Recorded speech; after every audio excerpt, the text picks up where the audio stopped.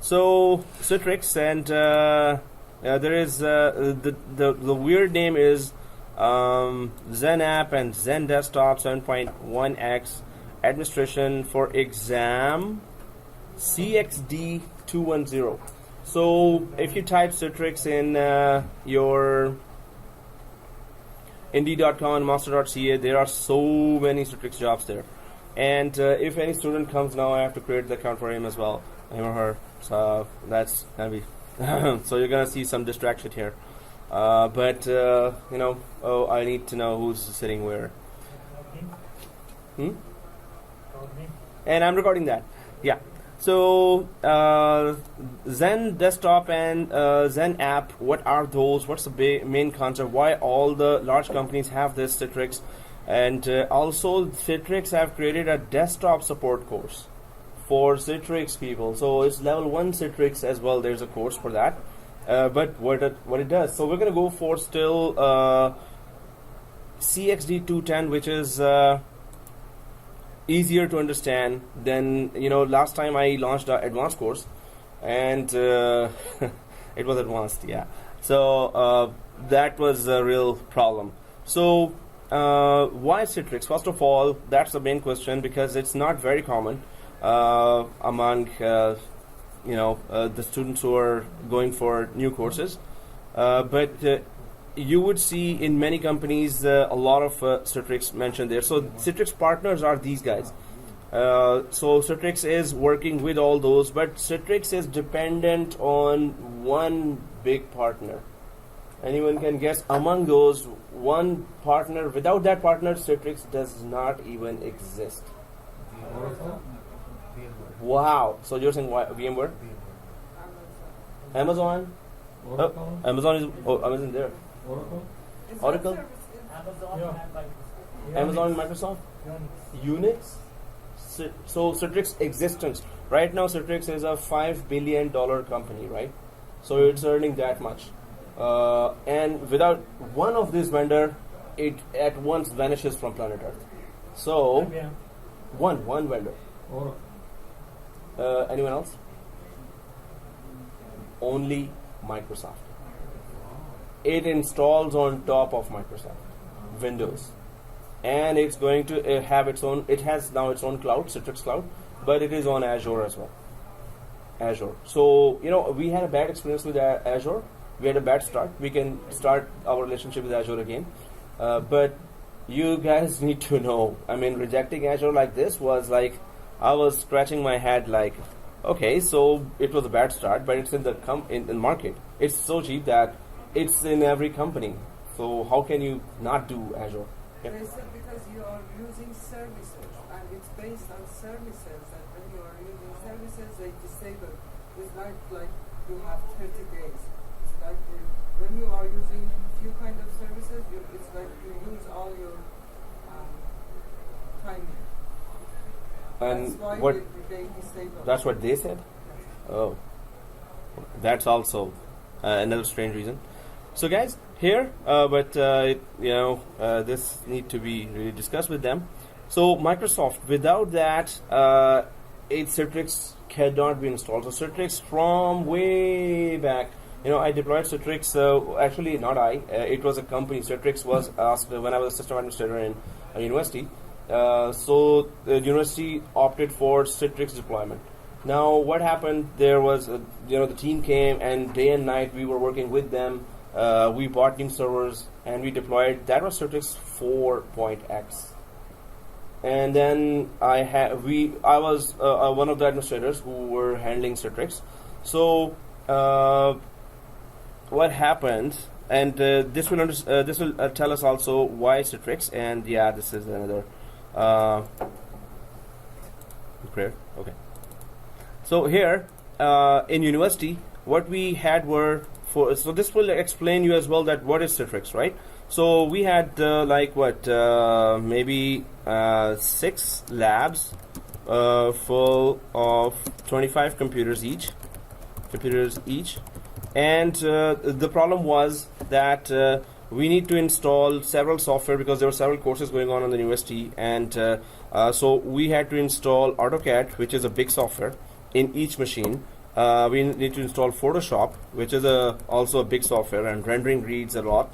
And then the list goes on, MS Office and maybe, I think Exchange, but there were other softwares, programming softwares as well. So that's a lot of software, right? So we imagine installing them for every term, every semester, because students would just mess with that, and then we have to redeploy the whole image again with these software. So this was a problem ongoing, and if one computer was not working, of course we have to go and put the image back again. So this was going on. Then the boss said, hey, let's go for Citrix, and we had no idea what is that. So then he said that, okay, we're going to be actually buying, and we bought 6 servers. At that time, they were really state-of-the-art high-end servers. So we installed these applications there. So first we installed, of course, at that time it was Windows 2003. So, and on Windows 2003, on top of that, we installed all the applications. So these are just servers. So these are just 4 servers, and all applications were deployed on top of that. And they have to be exact same configuration. And of course, I'm not including Active Directory here. Active Directory and DNS is separate already. So there was a separate DNS, DHCP already, and those were 2 servers. Of course, we should have 2 as Microsoft suggests. So we had DC/DNS/DHCP separate. So now we had installed all these applications in.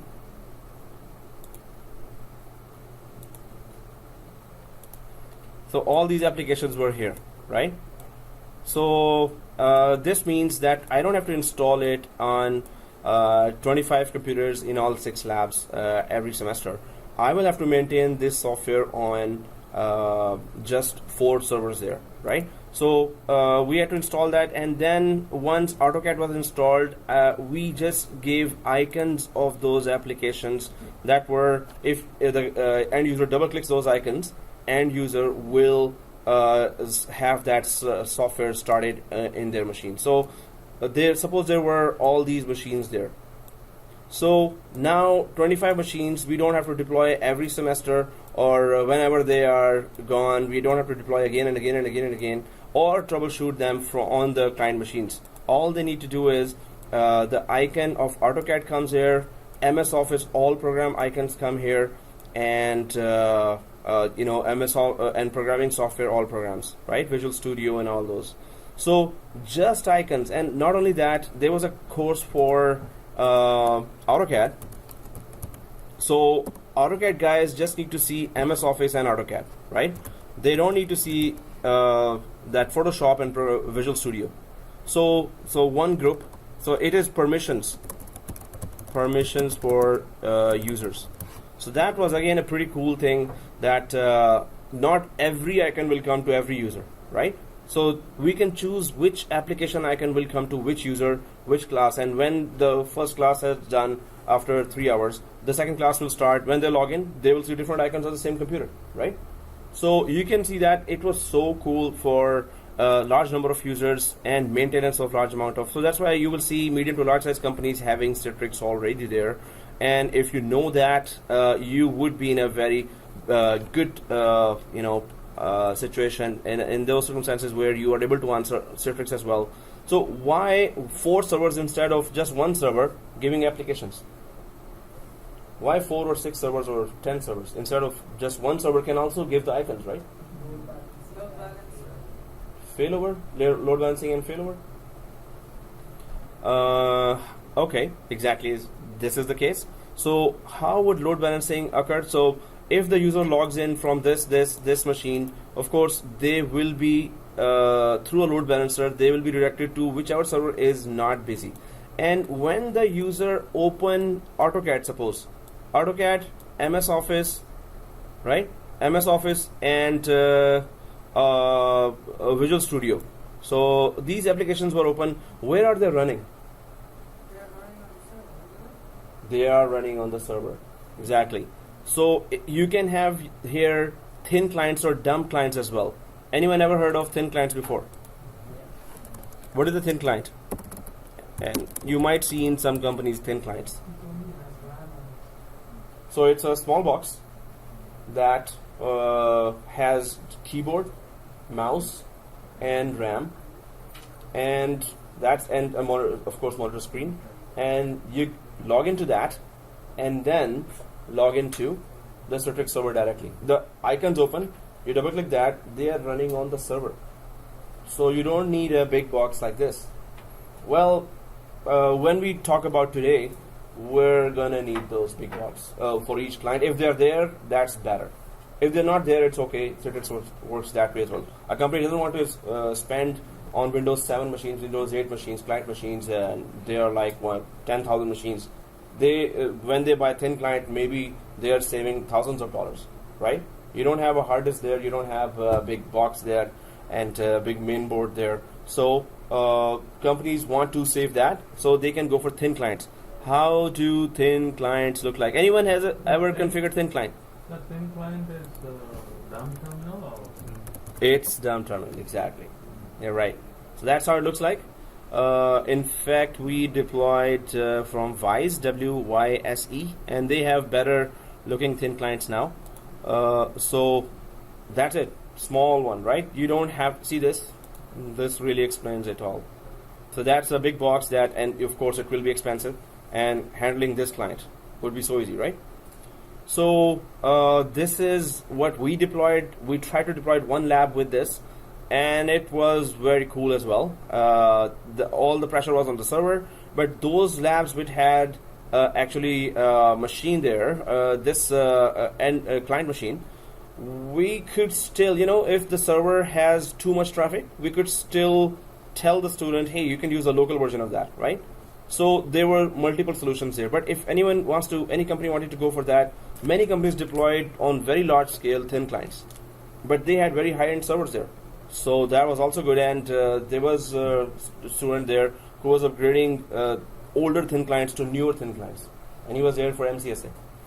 So MCSA and all the other courses. Even the remote users, they gave the remote users the thin client so you can log in. If the companies can give, yes, remote user, it's kind of heavy, but users can just put it at home. At home, user can connect from their own computer, right? So all they need to connect is to Citrix gateway, and all the icons will just come right away. If they want to do that, yes, they can do it. Technically, they can. I don't think that they trust it because Yeah, that they would take it home and then. they will give us this one so we can log in from home. Yeah. In No, you're talking about. the disaster recovery. No. Disaster. Did they give you that, or? Yes. Oh, they give you the thin clients. Yes. Okay, at home. Yes. Nice. Okay, so that's good. Just like they gave us laptops for home, right? Company laptops. So thin clients, that's even better.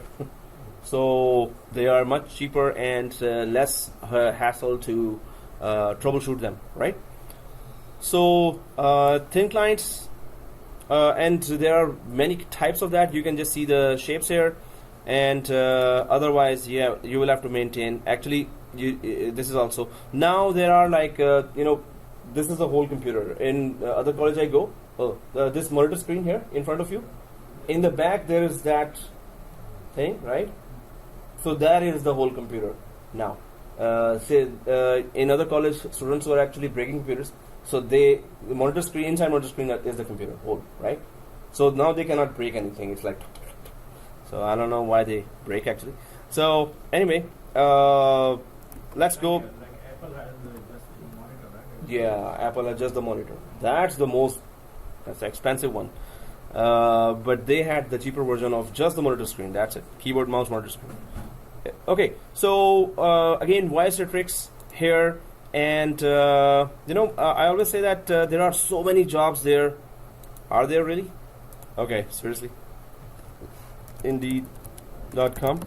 All you need to do is put Citrix, right? So in another class, I was saying, oh, there are so many jobs for A+. I put A+, and nothing came. So for Scarborough, I put A+ for GTA, nothing came. I was like, what? Seriously? Citrix. Even for you said if there is so many jobs for AWS or Azure. When I looked at them, they need 3 years with experience, of course. To Nobody know will take a 3 years beginner. in the field with AWS. Yeah. With experience, there are so many jobs. 3 years. Yeah. No, they were. Well, I have two friends. One student's friend and one my friend. They had no experience on AWS, but they had system administration experience overall. They were handling SCCM and MCSA, Windows Server and SQL Server. So they just got certified and they started getting called. They put on resume and they clearly said, we don't have AWS experience in the company, right? But they were asked, hey, come, we're going to train you because you know the network, right? Already, you know the system administration, you have experience.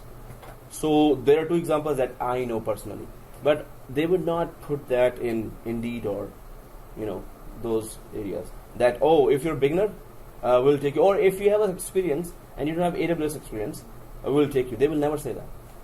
But if they don't find someone in the market who already has AWS experience, they will go for those who have system administration experience overall. And AWS, they would understand that you should know. So this do happen. When I put Citrix here for GTA, there are many. So this goes without saying. Even for level 1 job, junior solutions architect, tier 1. So that's another good thing about Citrix and AWS is you have jobs for level 1 as well, level 2, level 3. It's not like top notch. SCCM, you need to have some experience, right? Citrix has level 1, 2, 3, all of them, right? So if you have Citrix experience and you're going to see how you can you need to publish applications or you need to publish desktops. And to a certain extent, if the administrators give you that area, hey, just click this, and you will be creating applications. You will be publishing Internet Explorer or Chrome to 5,000 users need Chrome, or maybe 10 users only need Firefox. So they will install on the server, and you will just publish them. So there is level 1, level 2, level 3 jobs for Citrix. So that's wherever it has level 1 as well, go for those especially. Azure also has, but AWS specifically has level 1 jobs as well, right? So you can get in the market while having AWS knowledge there. And I should mention in the resume as well. So in the cloud, is that what we see as Citrix running behind the scenes when we go to Azure and we run Windows 365? Well, those are not just icons. It can be, because Microsoft has an alternate solution called RDS that does what Citrix does, but Citrix does is the best. And VMware has a solution called Horizon View. So they also have a solution. And then there is another third-party company called Parallels.com. Parallel RDS. They also have the same Citrix solution. Some smaller companies would ask you that, I don't want to go with Citrix because it's expensive. Can you deploy Parallel, which is alternate to Citrix, that works like Citrix, or RDS even. I did that class for RDS in previous MCSAs, 2008, and one student just deployed it on the client machines, and they think, oh, I got the contract because of that. So these solutions, so what is this solution? First of all, what I was explaining already, and you can see there's a lot of jobs, and you can check yourself on monster.ca, glassdoor.ca, and other 12 sites that Citrix jobs are a lot. The guy here who just got AWS, AMR. So he was after Citrix. Yeah, he was definitely after Citrix. Even recent job, yeah. And even recently he just got another call for a job that also required Citrix. That was other than another job that he was working on. So you can see even somewhere the salaries are also showing there. But this is something that, and it goes on 1, 2, 3, 4, and it's in GTA, right? Lots of job for Citrix. Well, it's good to know whatever is in the market already, right? If you don't know that, that's something that is gonna really be a drawback.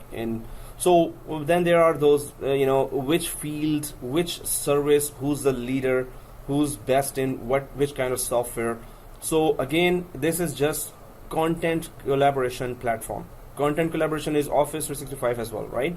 It is also Box, Dropbox, Microsoft is on the top in content collaboration. and Citrix is the 4th, then Google comes in leaders. So if you're in this box, in the leaders area, you're already in very good position. You must be earning in billions. That company must be earning in billions already, because it's not easy to come in this box, right? So this is just some examples of Citrix. If we go for, then there are companies using Citrix Zen app, then companies using Citrix Zen desktop. But what are these, right? So yes, Citrix is all across the market. We understand that. If you know the recruiter sites, those will tell you the best situation for each certification. Just go to recruiter sites. That's the main measure, main scale. Then how many companies are offering those jobs. So you had a long line of Citrix jobs there already, right? Now, what I was talking about, that in that university we already had those client machines there, but we got thin clients as well. And now you know what the position is. A thin clients I had to deploy. There is an just like iPhone has iOS, the operating system. Thin client also has an operating system of its own, right? So I had to deploy that operating system through WDS by connecting all the thin clients to one switch and then deploy everything.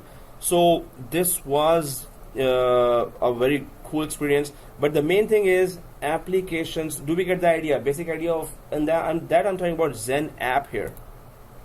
Basic idea of Zen app. Put the apps in the server and only provide the icons to the end users machines, either in thin clients or in the full desktops, right? So this is called Zen app. It used to be called presentation server. I'm just going to go through the slide for what it used to be called. It's good to know. You might find some companies, just like some companies still have Windows 2003 while its support has ended. Microsoft does not support anymore Windows 2003. Some companies still have it because it's working and there have been no virus attacks and it's really in a closed down environment. They don't connect to internet. So some companies still have 6.5, which is their most famous version. I gave 2 classes, online classes on 6.5. After the course, you can just email me and I can add you to the 6.5 Citrix as well. That is online class. We did all the lab from scratch. And that really explains easily what is Citrix. But now 7.15, we are on that version. 7.x came, then 7.6 came, now latest is 7.15. 7.15. Actually, latest is 7.17, but 7.15 is 7.17 latest one. Yeah, that's what I said. Actually, latest one is 7.17. Yeah. But The 7.15. 7.5, the major one. Yeah, somebody read about it. That major one is called LTSR. What is LTSR? Long-term service release. So I'm just going to, so latest LTSR. You have to know there will be other versions. There will be 7.17 now. There is. Maybe after 3 months, 7.18, 7.19, 7.20 will come. But LTSR is the long-term service release. Long-term service release. This term you need to know for the market. That there are 2 long-term service release. So, what is the what does that mean? And latest is 7.15 LTSR. In Citrix, this term is going. Now, what is the purpose of that? Long-term service release, there are only 2 right now. 6.5 was also, but it was not called that way. 7.6 and 7.15 are the only 2 that are long-term service release, which means that they're not gonna change major areas of this release, right? 7.17 will still be working on that same architecture. Just like you have in Microsoft Windows Service Pack 1. It has no major changes. It's not basic architectural changes there, right? So Service Pack 1, Service Pack 2, they're just updates, right? But here, Citrix call their updates actually a full 7.18. They can be a little more updates, just like Service Pack 1 and 2. But Citrix call them 7.16 version as released. It's just, some more updates there. So LTSR would be long-term service release, which is that it's gonna stay for longer time in the market as that major. It will work on that major architecture. There will be no architectural change for next 10 years. When after its release date, for next 10 years, they're not gonna deploy any or come up with totally new stuff. Totally new, right? Basic architecture will remain the same for 10 years. So in last course I did 7.6, and then we're going for 7.15 now. For that, what I was saying before was 6.5 was a very easier way to know how Citrix really works, right? But 7.15 again, it will be a major architectural change. 6.5 to 7.6 or 7.15, it's a major architectural change. If you go for 6.5, of course you will know how Citrix works. But what are the major changes there? You need to experience that with 7.15 or 7.6, right? So I'm going to be doing a comparison as well once we get to know, okay, that's Citrix, and that's how we deploy applications on servers, and then we can deploy icons. Once you deploy icons, you can use them in tablets, cell phones, right? On any device. So that's another beauty of Citrix. You can use them on any device. Okay, suppose you have a tablet and that is very slow. Can you use Citrix? Can you deploy Citrix on those kind of tablets, which are already very slow, having very less processor? Why not? So you're saying, Thurs is saying no. No. When I say deploy Citrix, I mean the end user deployment, the application icons. Can we deploy those icons to slow tablets? Okay, icons will be there. Is it a good idea to have Microsoft Word icon, Excel icon, PowerPoint icon in a slow tablet that the company by mistake gave to all their 1,000 employees? So will the employees have a good user experience when they press the MS Word and the application opens in front of them, right? And they can use it. So will that really work for the users? Or, of course, faster tablets are better, but there's a scenario that suppose you have an older tablet at home, you want to use that too, and the company says, yes, okay, go ahead and use. Will you have a totally bad experience, or will it be? Technically, they should work because the server takes on all the load. Again, That's the output that is. the main thing is the server is taking all the load. Still you need memory, like AutoCAD and the application to make all need the memory. Not a lot of memory you need for that. That's the beauty of Citrix. You don't, even cell phones, when you open a Microsoft Word, from Citrix deployed, the whole processing is going on there. Even for Yeah. AutoCAD, like the drawing, like For tablet, yes, it's okay. It will work. It's not that it's going to stop working. It's going to work. It's going to be slow, but it's going to work. We used to use Vice clients, Mm-hmm. and they had it in 512 MB of RAM. Mm-hmm. So, Yeah, for all applications, kind of app. any kind of application, they're good. That's the beauty of Citrix again and again, right? End users' expenses are gone. So you can use Unix machines to run Yes. Word, Excel. So you just need to have a Citrix ICA client. It's a very small software that you have to deploy first in the device. This normally is a very small, very light software. Once that software is there, ICA, that's it. Deploy anything there. No matter it is slow, no matter it is small, no matter what kind of RAM and processor is there. So when you say that you have Citrix experience, you can deploy Citrix, you can troubleshoot Citrix at least. You know, Citrix will be normally there already implemented, right? So you will have to say that, oh yes, I can troubleshoot. No problem, right? So you can only troubleshoot when you know Citrix inside out, right? So from scratch, we're going to install Citrix, and we're going to understand all the areas of Citrix. Then you will be able to troubleshoot that. So that's why you will be able to join even as level 1 or level 2. You will be able to at least troubleshoot all the Citrix areas, whatever they give you access to. They just need to have confidence on you to give you more access, right? Normally that's the case. But if they see, oh, you know this, and this, okay, I have a another candidate who knows this, and this only.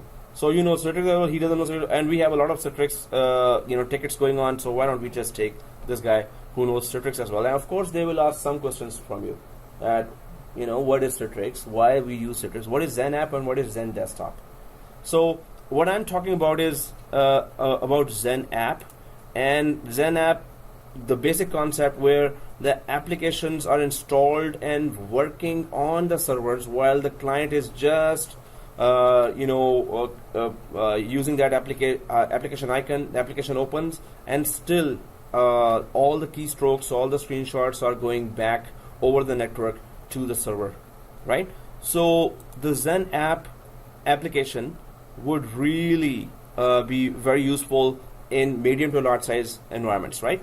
Now 6.5 would be there. 7 versions can be there in many companies, and many companies have upgraded from 6.5, but many of the companies we would see still 6.5. Even if I haven't typed 6.5 here, if I go with Citrix 6. Zen app 6.5, Zen app 6.5, there might be upgrade jobs there.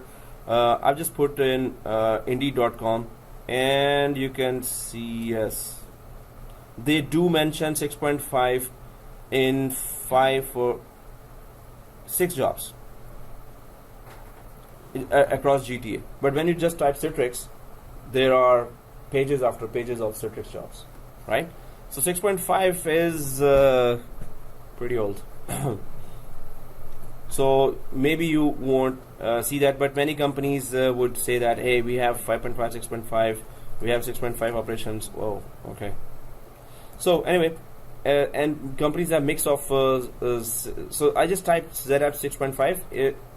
What about Zen desktop? That's the other major contender.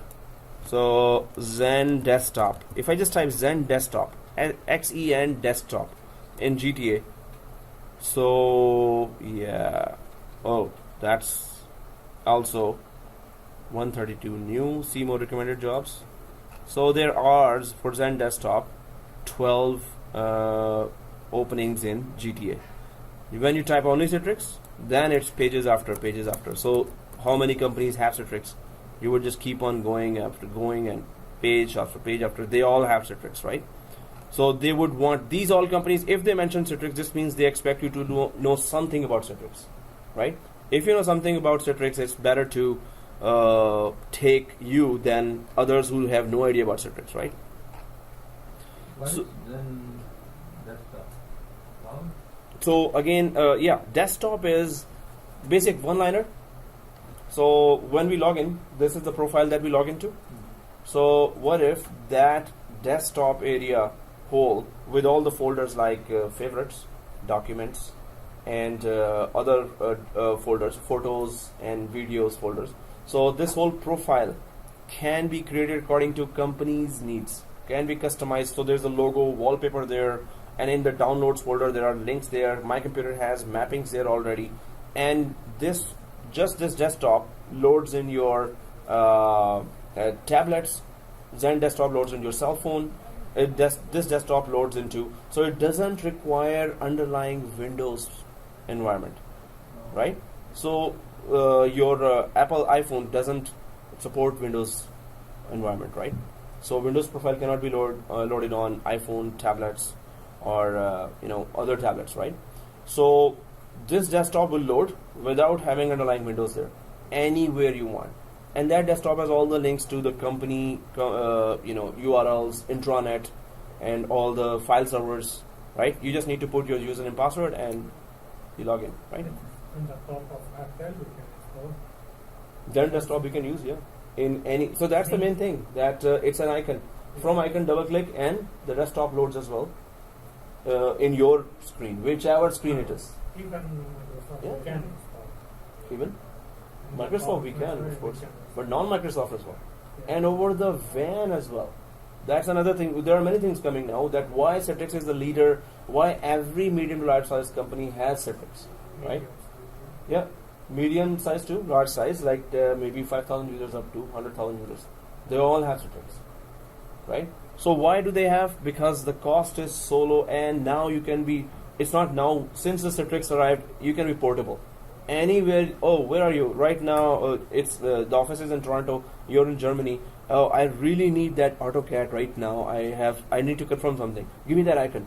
At once, permission is given to that user, and the icon, and user double clicks across the WAN. The software is still running on your server. Across the WAN, the speeds are very good. The LAN and WAN, they have mastered a protocol where they can send the keystrokes and screenshots of the whole screen. So with such a light protocol that even on WAN the speeds are very good. LAN and WAN both.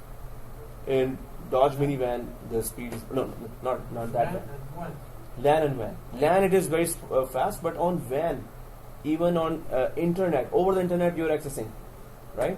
The speeds are very good because of their protocol that only they mastered. Microsoft tried to copy by the name of Remote Desktop Services, RDS, Parallels, and then VMware Horizon View, right? They also, but Citrix is still the leader because their protocol is the lightest. That sends FlexCast. We're going to talk about that. So, What was the one-liner? Zen Desktop? yeah, Zen Desktop is. Is it profiles? So you can deliver customized company desktops to any devices. Done. You can deliver customized company desktops to any devices. That really covers a huge area. So I'm just going to write that down here.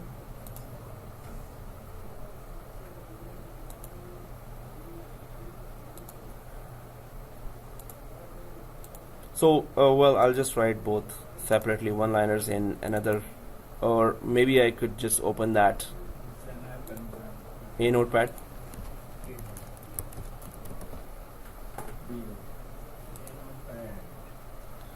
So whatever I'm writing, I could just create a add new note, and this is Citrix 7.15. So the Zen app is part of Zen Desktop, or they're two separate? They were two separate products. Now Zen app is part of Zen Desktop. Hey, you did some reading. Yeah, it is. Zen app is part of Zen Desktop.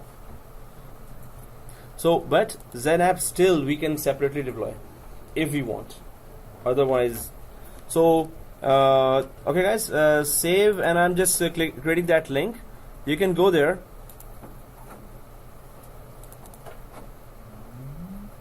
See this? This is where I'm gonna update all the notes, all writings. 5YF6EN 5YF6EN. Are you sure you're going to put all? Yeah, I'm kind of sure. 5YN. Oh, 5YF6EN.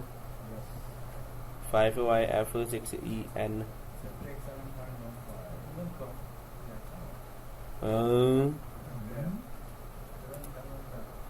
I click save now.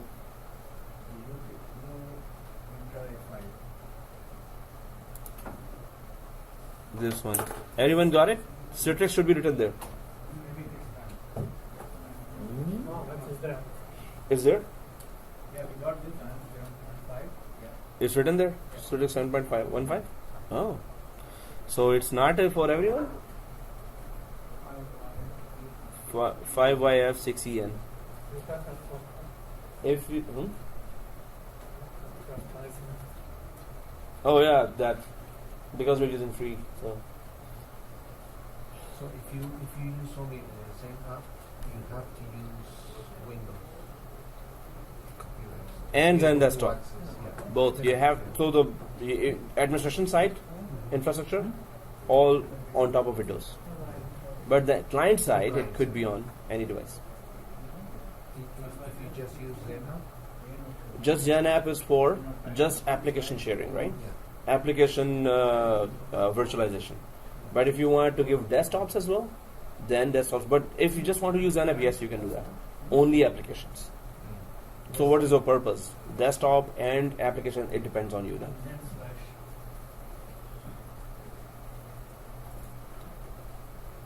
Good troubleshooting, man.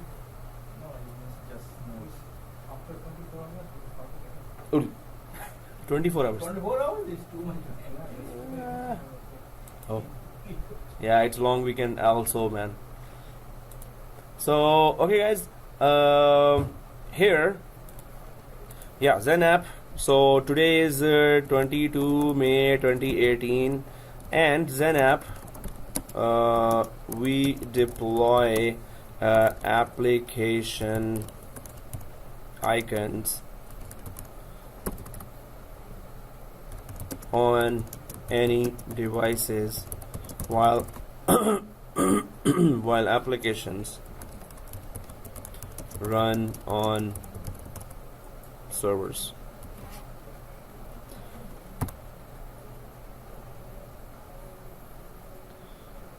Applications run on servers. Second thing is that another big benefit, it is fast on LAN and WAN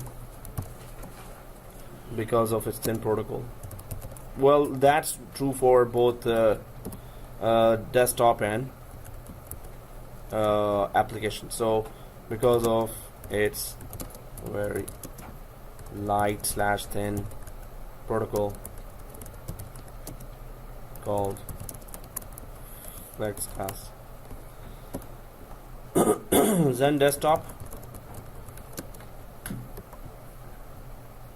it is a customized desktop. It is a customized desktop that can be delivered to any device on, again, this is even simpler, LAN WAN, right? But making it happen, that's gonna really show us that why Citrix is so on the top. We'll try to put it on our laptops. Yep. What is the FlexPass? It's the protocol with which it delivers all the bytes and packets for the application. So clients open, double click MS Word, but over the WAN or over the LAN, all the packets are being delivered. That application is being opened right now, right? And then whatever work is going on is being saved there in the background on those servers. So this protocol makes it much faster, very, very fast. That the experience is like I'm actually working on LAN. Suppose you're sitting on WAN. So now they have gone to cloud as well, and they have gone to Azure as well, because they are total dependent on Microsoft. Even there was that rumor that Microsoft is buying Citrix, but Citrix is, too big right now. I don't think Microsoft can afford it, but Citrix is independently being used so much that they might not. Oh, I'm just gonna click save here. So these are the two lines, one liners for that. We're gonna try to check what is the course about and who are the course for. And the good thing is that it is for beginners as well as medium level administrators as well. So it touches all the main products of Citrix that you need to know that are deployed in the market right now. So I'm just gonna go back to the slide here, but we do understand the scenario there that if and we're gonna first go for application virtualization, and this is only unique to Citrix. You cannot just like you have apps in those cell phones and tablets.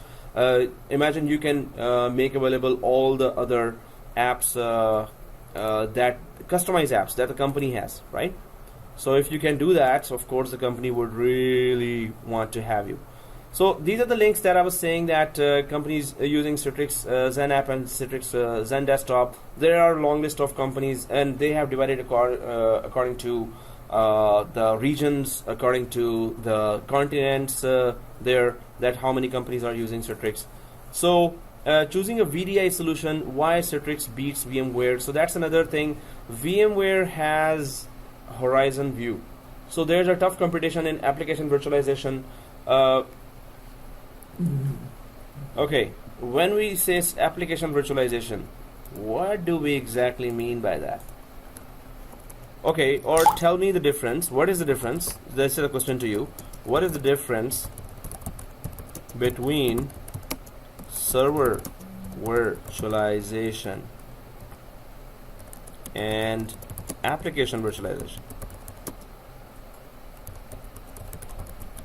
because this question might come as a concept in your interview. That we have server virtualization. Why do we need application virtualization? And like, what is he talking about? So, can you give me a slight difference of this difference between server virtualization and application virtualization? Anyone? So Yeah. virtualization, you can through VMware, you can access the servers. You have access to all the functions of the server, but you can access applications individually running on this machine. Yeah. So, Hyper-V, Zen server, ESXi server in VMware, they all are offering server virtualization or machine virtualization, right? Infrastructure virtualization also we can say. But application virtualization, that is totally another planet. So again, what I explained as a scenario in the university, that you just put the applications in few servers and only offer their icons to the end users. So you're virtualizing that application on top. So that's not exactly the server virtualization concept, but application is virtualized and is able to be provided as links at just icons in your. So just like you open your tablet and there's MS Word, click opens, right? But it's working on your tablet right now. So your tablet better be good, right? But it So what exists you on the are- server. In Citrix, it is on server. Otherwise, what we download now in your Apple tablets and other tablets, it is working right on top of the tablets, right? You need to have good processor and RAM there. But what you are saying here, what is the difference between server virtualization and application virtualization? We cannot compare server virtualization and application. We're not comparing. What is the Okay, difference? What is the difference? No, how do you, what is server virtualization is the same, right?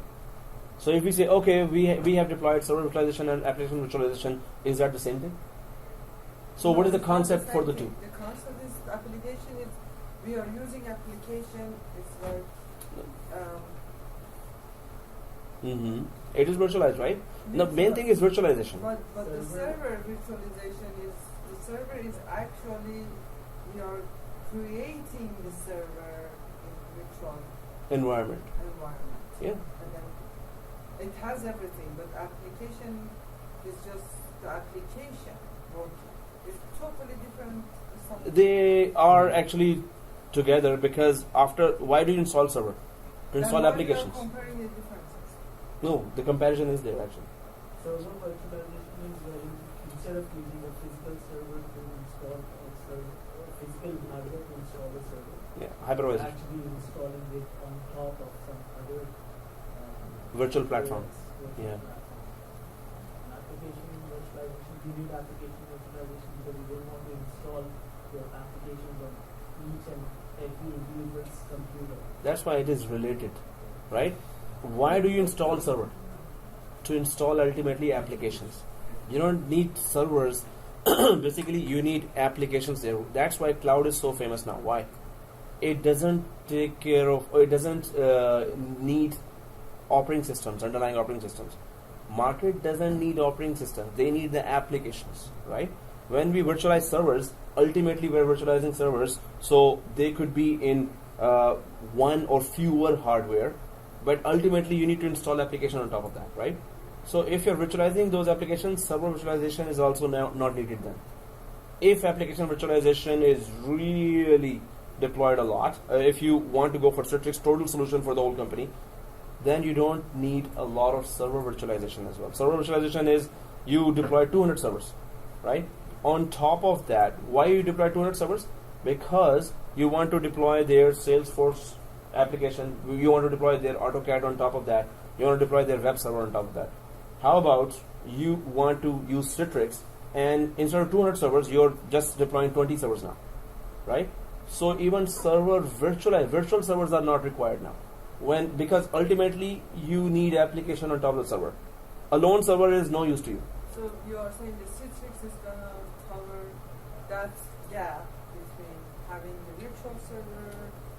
and Less virtual servers will be less needed now. virtual Yeah. servers and we have app. Exactly. Not really not, because it is what need we need some server to control But the user. the main thing is it's needed less now, right? So even virtual servers are needed less now. That's why cloud is so famous. We don't need to see servers anymore. There's a conference going on every year, and the name of the conference is Serverless Conference. It's a meeting for how can we kick out servers totally from the whole scenario. End users don't need servers. They need application. The application give them business. Server is just giving it the environment to run, right? What if the environment is already created by the vendor and you just need the application because the application is giving you money, not the servers. So when we talk about server virtualization, you can say, hey, you can deploy Citrix and you would not need 200 servers, virtual servers. If you need 200 virtual servers, at least you need 50 or 70 or 100 physical servers. 50 physical servers, right? You still need a lot of physical servers. It comes down to a lot of cost. Citrix, you don't need 200 virtual servers even. You need fewer virtual servers and fewer hardware servers because applications are just running on few servers and they are giving icons to all the end user devices like laptop, like desktop, like tablet, like cell phones. So the main thing is that, and what scenario I'm talking about here is, yeah. You're saying you need less server, right? Virtual server even. Even less virtual servers we need. So this is the physical server. Yeah, you're saying? So then we need to increase the capacity of the Physical server. Yes. High-end servers are huge in demand now. So that's why Citrix is still there, and it is the companies really need it there. They are not getting rid of it till now. Otherwise, you see that after some time, some software are out of the market.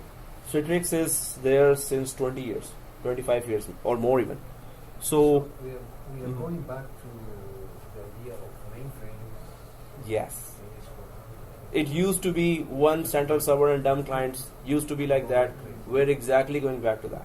Exactly. Citrix just gives you lesser hardware, lesser virtual servers, and that's it. End user, you don't need these expensive devices. You have tablet, good. All companies will just deploy tablets there. What's the difference? And it is between- deployed. Yeah, in AWS we created a desktop. Yeah. It's a desktop, so you can install your programs there. AWS. Yeah. We created a Yeah. desktop. Yeah. We Or created virtual virtual machine. machines, right? Yeah, virtual machines. EC2 instances. Yeah. And then you download an RTP file. Yeah. And it gives you access from your terminal. It gives you access to that Virtual server there. virtual. No, it's a virtual machine. Yeah. So what is the difference with? Because then you have access to. You can run your But desktop in the cloud. That's just access to a server, right? There was no third-party application whose icons were downloaded there.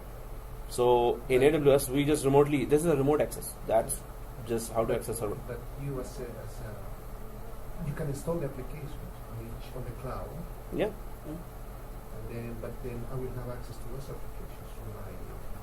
And I can use it to run and run but the yes. programs. So this means you're installing a virtual machine, then you're installing applications on top of that. Yeah. Then you're connecting from remote desktop, right? Suppose you have to do that in 400 servers. So, and that server where you install the application in AWS, underlying memory and processing of that server will be required. So they will start charging you right away.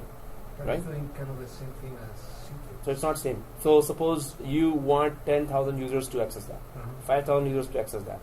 So one virtual server application, second virtual server application, third virtual server application. It keeps on going. Underlying cost increase.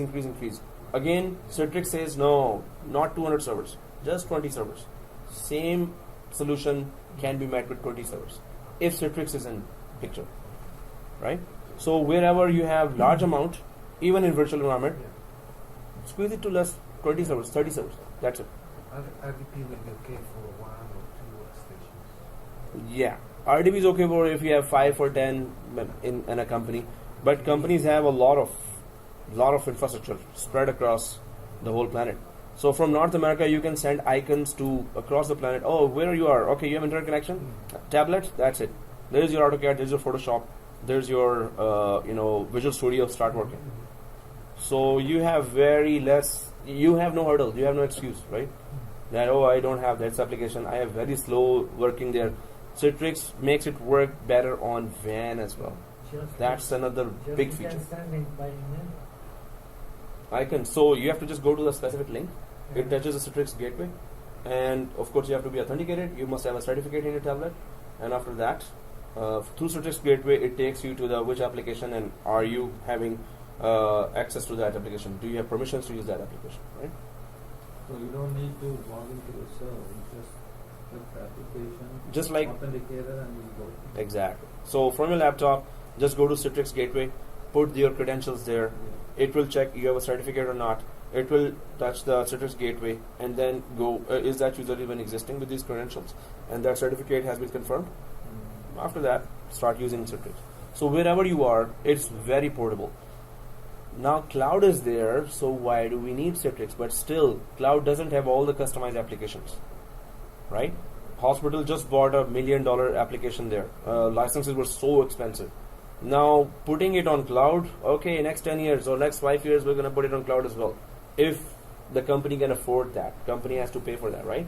But instead, no, I'll just put it, install that application on 4 servers, get the license for 4 servers, and then deploy it across the planet, wherever you are, right away. Any custom application. That's why even with the cloud, Citrix is still in the market. Otherwise, cloud has all the icons, but all the applications cannot be there so easily. There's a cost to everything, and it takes time for all big applications to come in cloud and just offer cloud version of that. Yes, now Citrix is in the cloud as well. But any customized application, just create icons and give it. You're ready. You have no, initial, I install this, I install that, I install this, I install that. No, nothing. So that's why it is in the market. That's why I was pushing that. Other than SCCM, I wanted to push SCCM as well, but then we ran out of courses here.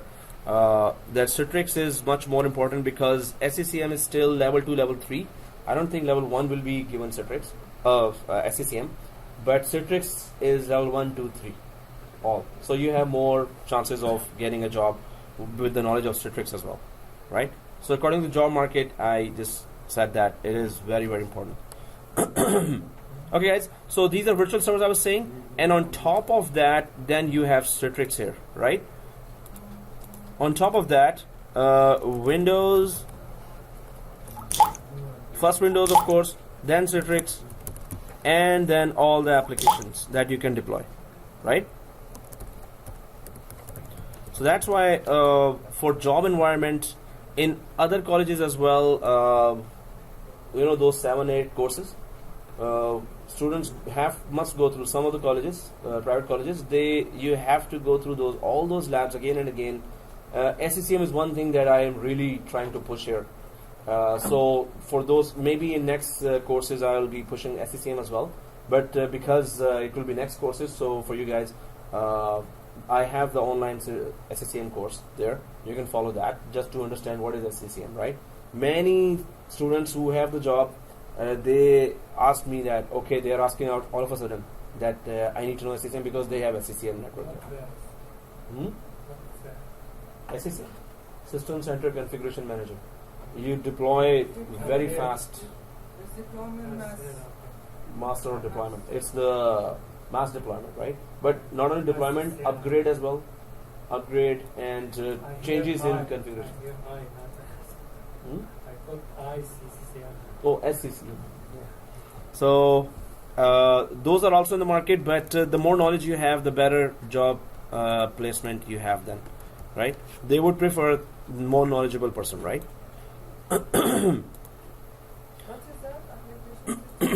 So first Windows on a virtual server, so physical server is there, then there's a virtual machine here, blue, then inside virtual machines you have Windows, then of course you have to have a Citrix installed first, and then install application on top of that, so application could be virtualized with the help of Citrix.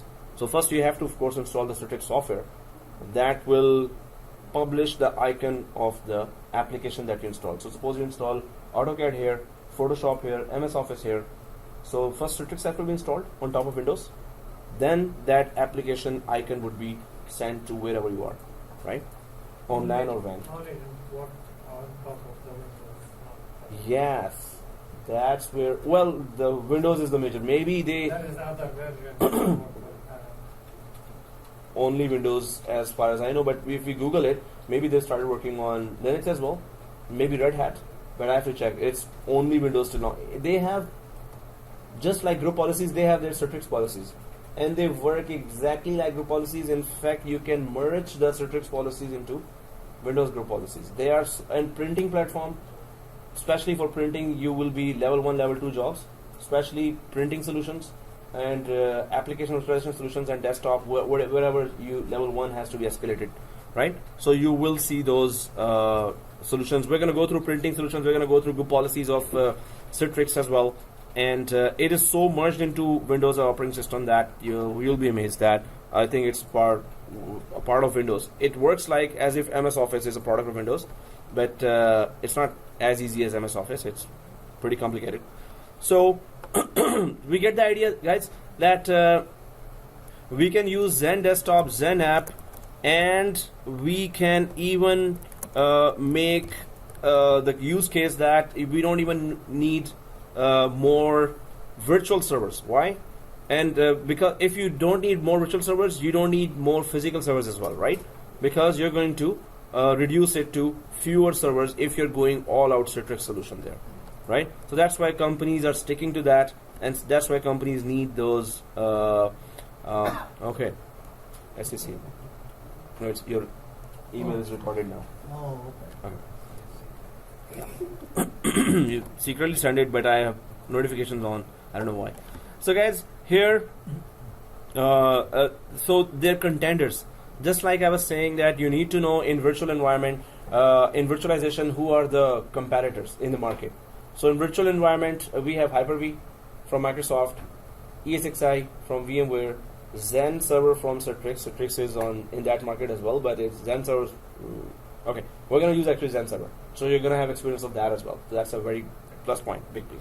And fourth is KVM from Red Hat, right? So those are the hypervisors, right? Now, just like there are competitors in hypervisors, and we went through in MCSA, Hyper-V, and VMware, those who've done the course, you've gone through ESXi as well. So in application virtualization, we have rivals as well. That is also exactly hypervisor 2. You're right. So rivals here. So Citrix, the top, and then there is Citrix Zen App, Zen Desktop, of course, their product, Zen App and Zen Desktop. Then there is VMware Horizon. So that is also doing something. Microsoft has RDS, Remote Desktop Services,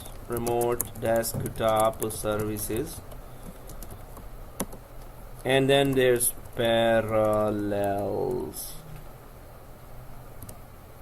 Now that is also offering the same application virtualization and hopefully desktop virtualization as well. So these are the rivals here, and you might, it's good to know at least in the interview, just to impress interviewers. Okay, I know those as well.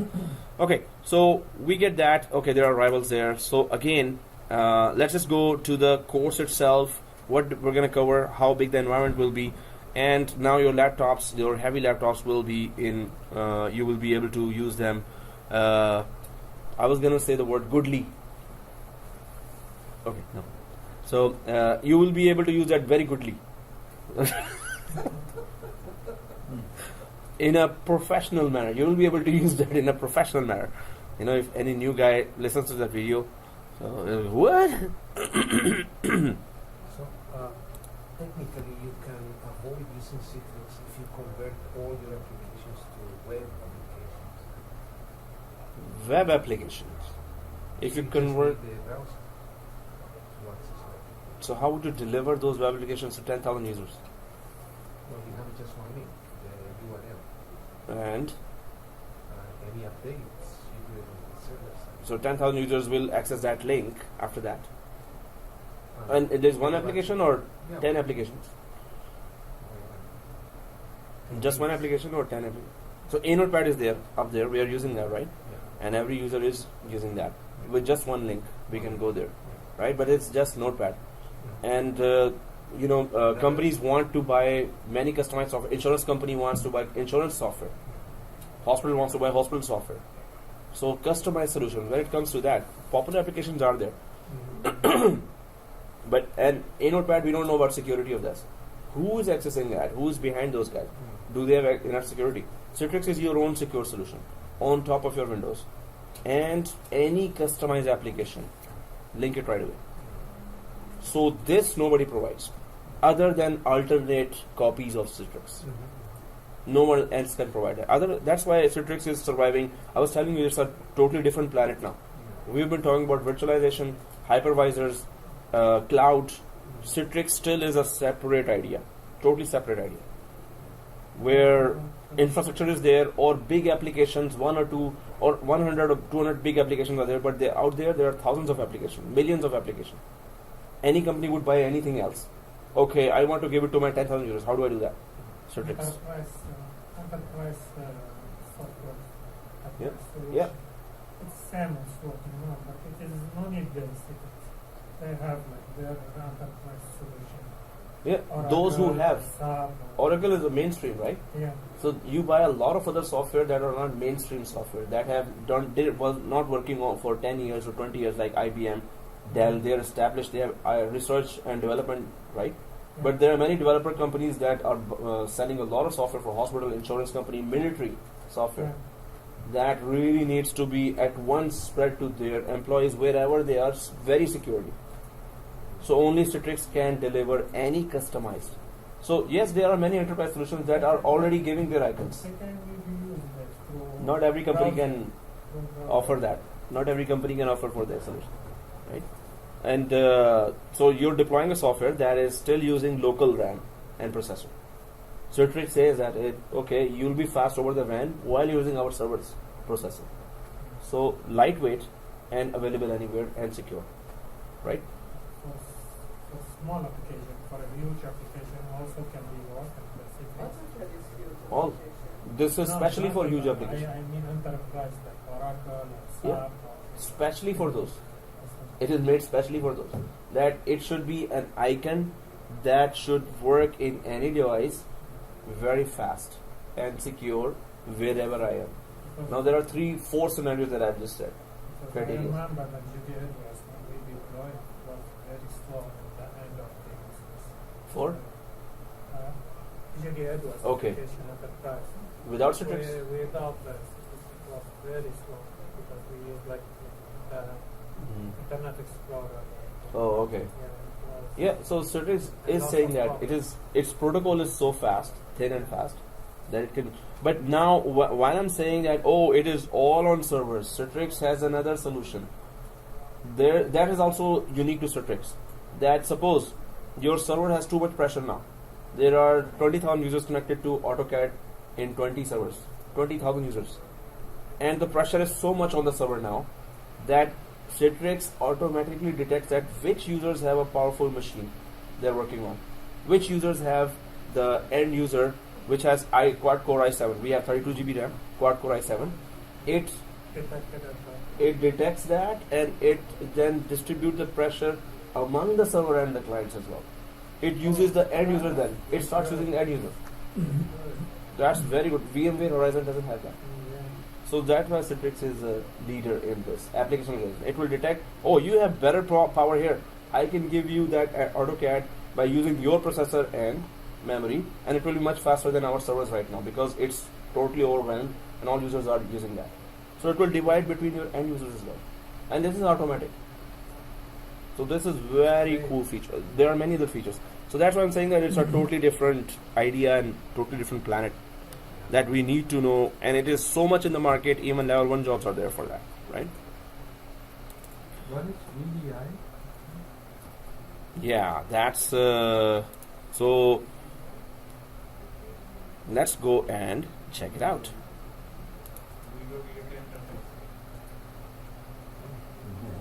No, in infrastructure. Infrastructure. So, if I go take you there, choosing a VDI solution, why Citrix beats? So VMware, the problem here is VMware is 80% of the market share of the hypervisor is with VMware. So when infrastructures have VMware inside there, large companies have all VMware, right? As a local on-premises, on the servers, VMware, right? So they will offer easily, hey, you have our one software, why don't you try our Horizon View as well? So that's why VMware's biggest competitor is, Citrix's biggest competitor is VMware itself. So Citrix is just saying, VMware on their site, you will say, oh, we are better than Citrix. See this. But if you go to Citrix, this is the Citrix site. So there, and what is VDI? First of all, I was saying, and then why you will see comparisons of Citrix versus VMware always. This is what you will see against Citrix's biggest competitor is. So in AWS, in cloud industry, AWS's biggest competitor is Microsoft Azure, right? It is still way, far, but it is the biggest competitor. And in hypervisor market, VMware ESXi versus Hyper-V. Again, VMware against Microsoft. In Citrix application virtualization, it's Citrix versus VMware. But VMware, when we were doing working on the VMware servers, it became slow when everybody was working on it. But the Citrix that you are talking about is not going to get that slow. Well, we deployed version 4 slowness at work too. I mean, for VMware Horizon. yes. Oh, you were using VMware Horizon? Weren't you using Citrix? We were using Citrix, but I don't know where In they some were, places. they were using Citrix. We had Citrix for sure. Okay. Because we had Well, Citrix can get slow as well. I mean, Citrix not like from, it's not something that doesn't have any loopholes. Citrix also has loopholes. So it depends on, that's why they need Citrix administrators, right? That, hey, can you keep it fast? It will be fast at the start, but it will slow down when there is a pressure, right? So, but yes, the biggest competitor of Citrix here is VMware. And what is VDI? That's why I took you to the link here. It explains, it defines VDI. What is VDI? Many organizations turn to virtual desktop infrastructure to support initiatives for mobility and bring your own device, BYOD, or just simply to improve IT efficiency. So the main thing about VDI is virtual desktop infrastructure. Again, desktop. This what you just loaded now, your profile you just loaded now. How about loading that profile with Netplus logo on wallpaper on your cell phone whenever you want? This same thing. Whatever icons are there. There are icons of MS Office, there are icons of VMware Workstation, and VMware Workstation is sitting here, right? But you have those icons open in your laptop or on your tablet at home. This desktop is open in your tablet at home. You click VMware Workstation. It opens in your tablet, but it is actually opening here. And it is using the processing of these machines while you're trying to start your first machine, second machine, third machine in your VMware Workstation. Tablets, RAM, and processing is not being used right now. This actual desktop, you can take it with you. You can log into that desktop if we have powerful servers there. We can deploy Citrix. So this VMware Workstation you can use, and 4 machines you're using while you're sitting in McDonald's or if you're securely connected. So you're using those 4 machines and you're, oh yeah, that lab I was doing and then eating, drinking, while that whole work is going on here, right? So desktop, you can take your desktop with you anywhere with heavy application icons there that are working actually in the background. It's the protocol that should be very fast to give you the reply right away. You start a machine, you see it starting, and it is normally starting while you are somewhere else right now. So it then comes down to a thin protocol, very fast and thin protocol that will, get the desktop working. And desktop has icons. Icons are all big applications or small applications that you're opening somewhere here. So you can do your lab if you deploy Citrix server. You can do your lab while this lab is going on, but that machine has to be free. Then you can just deploy that. Or if we deploy a server here and some icons, you brought your tablets and laptop, you can just open that icon in any lab sitting here, and you can start using that application. Maybe we can deploy that exam collection VCE player. We can deploy on server VC player here, and everyone can just, or at home as well. Me and my big mouth. Yeah. ASAP. Okay, so when I install VC player here in server, and then the icon is deployed to all guys here. 50 students are now starting. So will I be able to, so license will be for 1 or 2 computers, right? I need a license for all the, for a total number of connections here. 50 users are using that, okay, that will be this much. 200 users will be using that, oh, that will be this much. 2000 users are doing that, can you pay this much? So there is that end user fee there always. There's a license always that is required. But that idea is very good. VC player, deploy it to everyone, and you can just use the icon, start your exam, keep testing it, right? So Citrix, can you store that in the hardware, or is it just offer as a service, a cloud service? no, we will install here. We can install on premises. They have gone cloud now.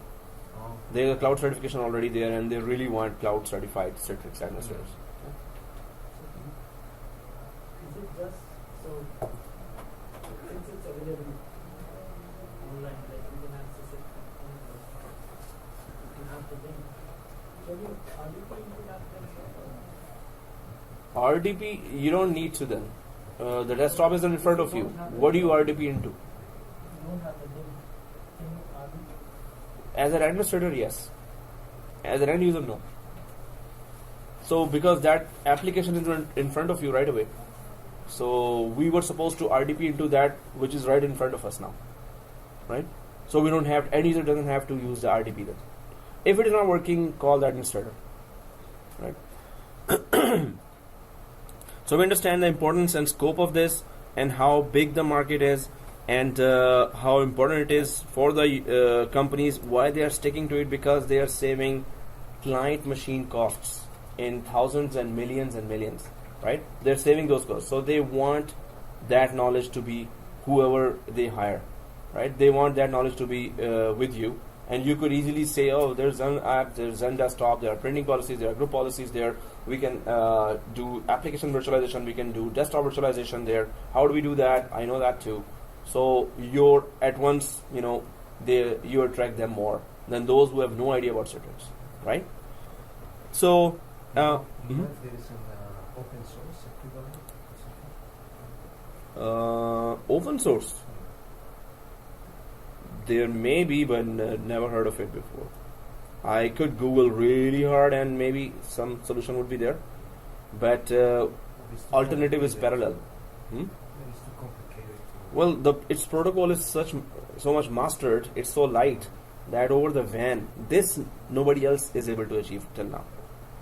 So they do claim that no, it is fast. That's the main thing. Wherever you are, when the icon starts, it should be a good user experience. So that protocol should be good, right?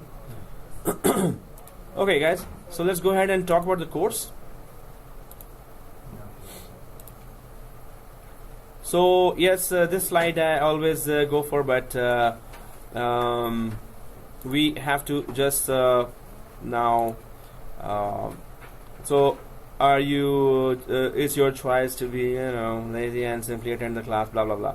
Anyway, or you are really into it. So that's what we need to do. We need to really learn Citrix. We need to implement that, and I would recommend that, just like VMware is very, very, very important.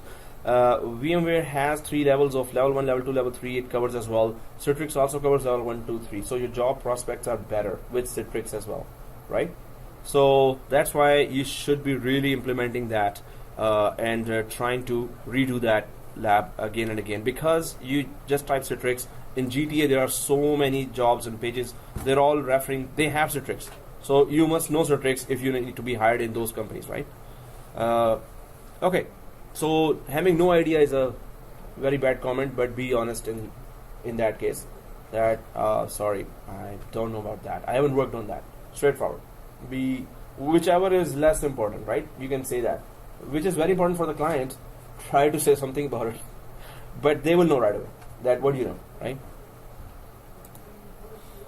Okay, so yes, good hardware is always, if you need to be in the IT, good hardware should be there. Yeah, we know that. So I'm just going to go ahead. Dedication is one thing.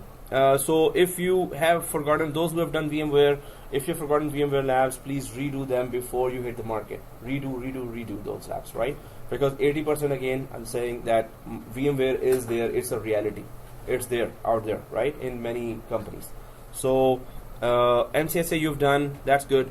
Microsoft is, and world is coming back to Microsoft. There was a time that like, we will go for Linux.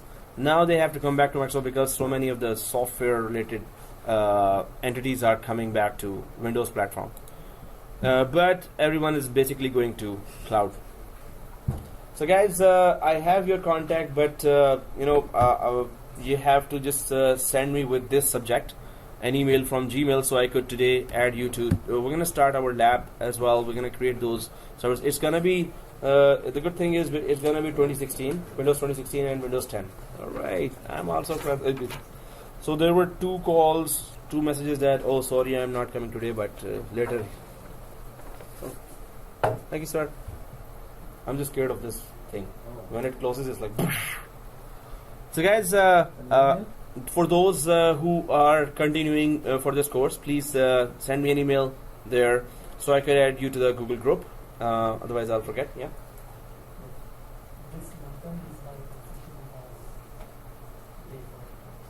This month? To the videos? Okay, sure. Yeah, sure. Just send me that email, and please do go through these. Otherwise, a big share of market you will not know. You have to go through those labs.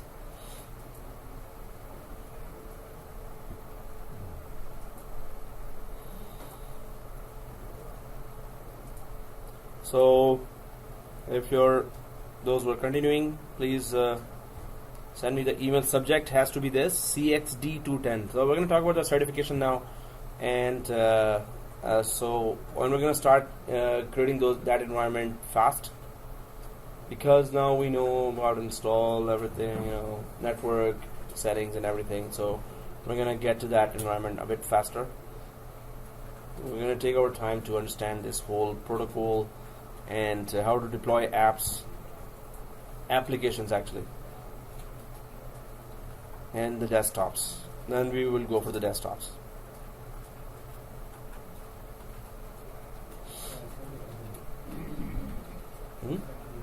Oh, cool. For Gmail, right? Cool. Without phone number? Without subject? I will trace the subject. Only from the subject I will know who is interested in that course. Because there are emails coming from other college, a huge amount of emails are coming. So I need to track where the subject is. CXD210. Subject is in purple, right? CXD210 Citrix course start date. So please just put that subject. Please just resend me, and CXD210. So maybe next week VMware will be also starting, right? Yeah, for those who didn't do VMware. So anyone wants to repeat, it's very important. We have more labs now. It's not going to be 6.0 only, it will be 6.0 upgrade to 6.5, and even 6.7 has now arrived. So there will be a bit newer labs as well. So it's important to repeat that.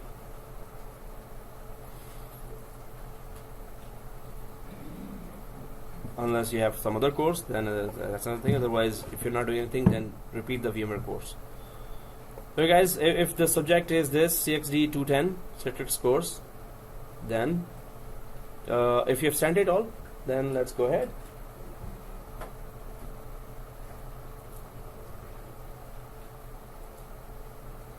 difficult is the Mm-hmm. test? How difficult is the test? This is multiple choice, but Citrix has a very clear warning about something.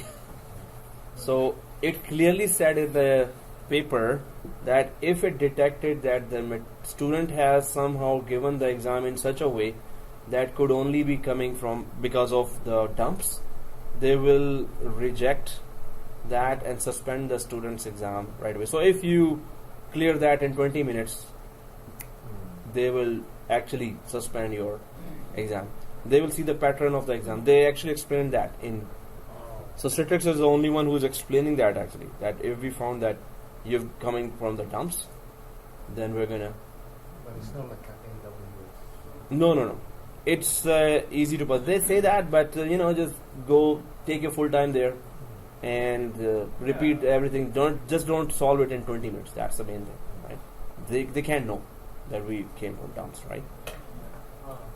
Just from the time they kind From the time and pattern, they're just saying that pattern.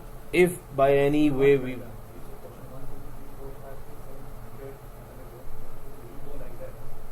so take time on every question. That would be it will come down to time. Every 20 minutes you're caught already. So that was a very clear warning, and I was like amazed. Wow, only Citrix I've seen that. Any other, they didn't bother to put that warning. They already know how we're doing that.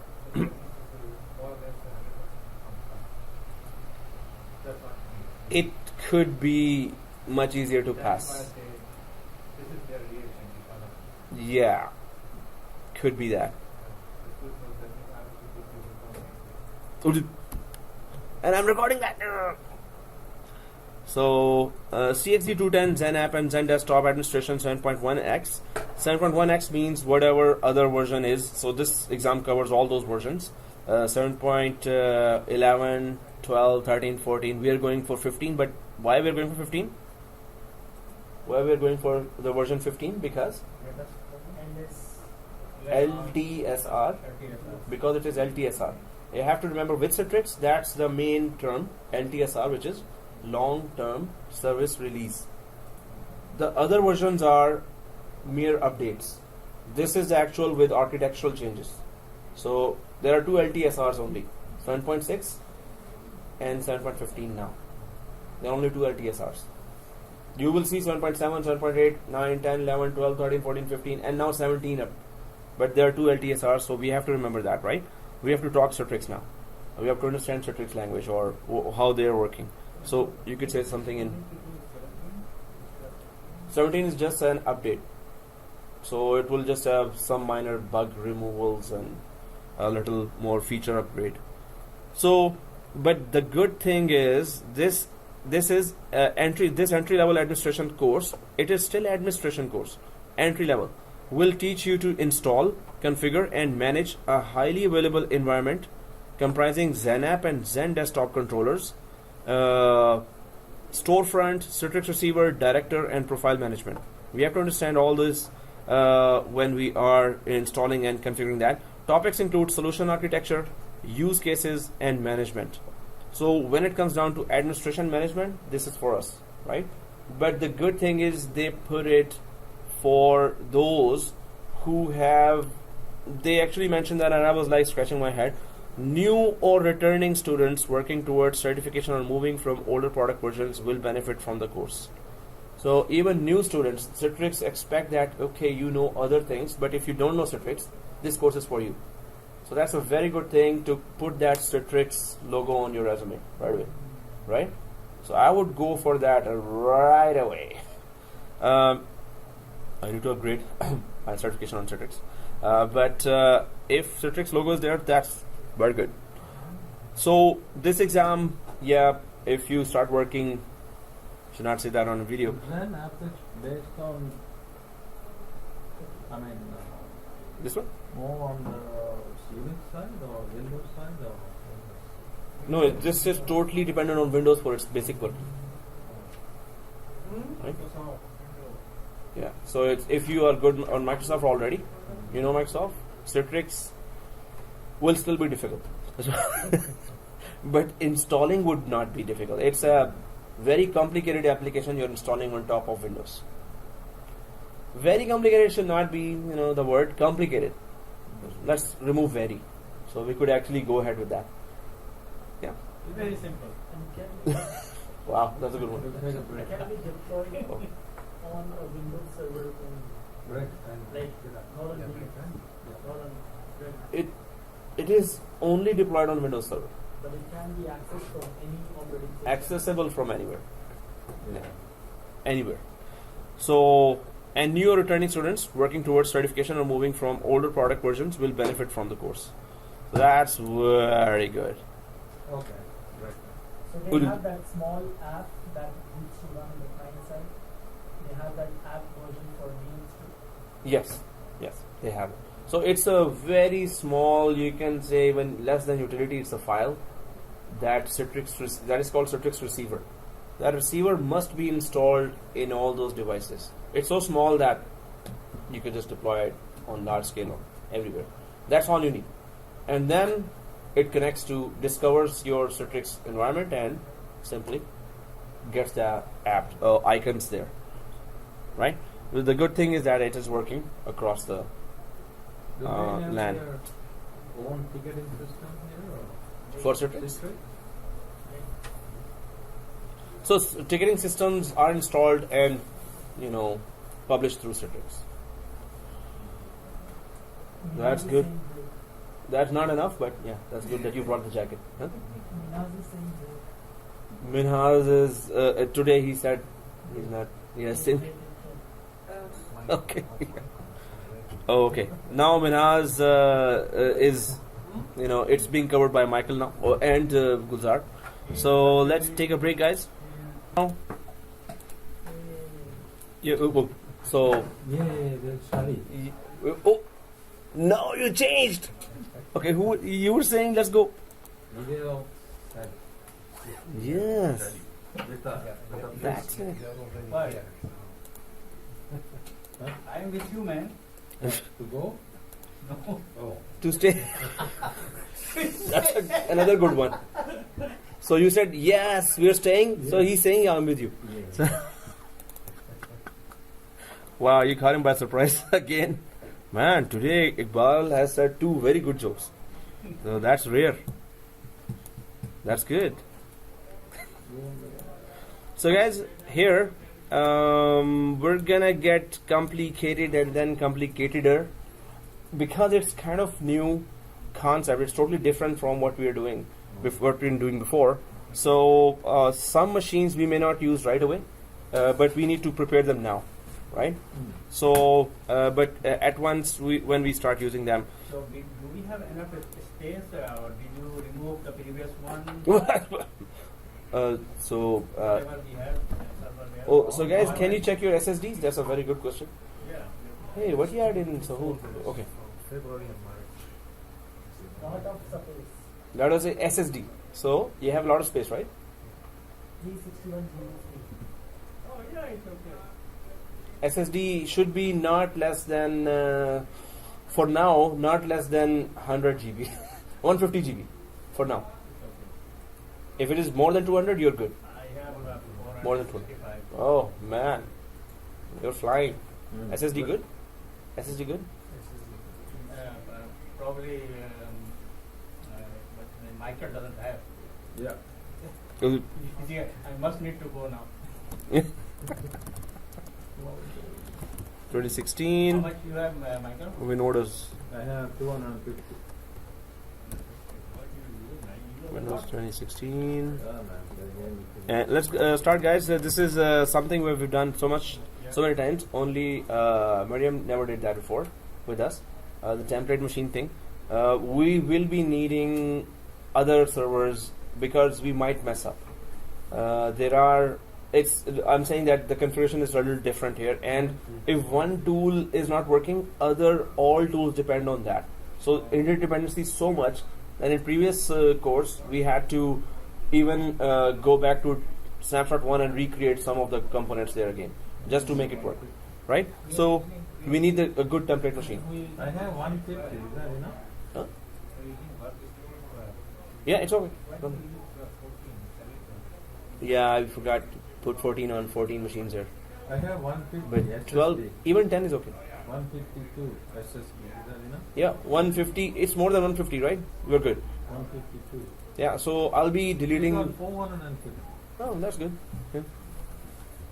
SSD. So install 2012. Yeah, 2016. What? 2016. SSD? Yeah. Yeah. It's not so. This much free out of this.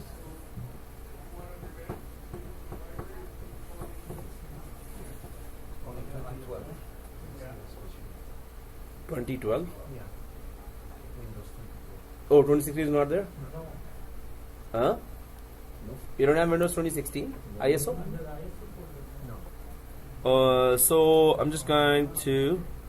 No, I have 2016. Yeah, it is. Server evaluation, it's On C, I have 270.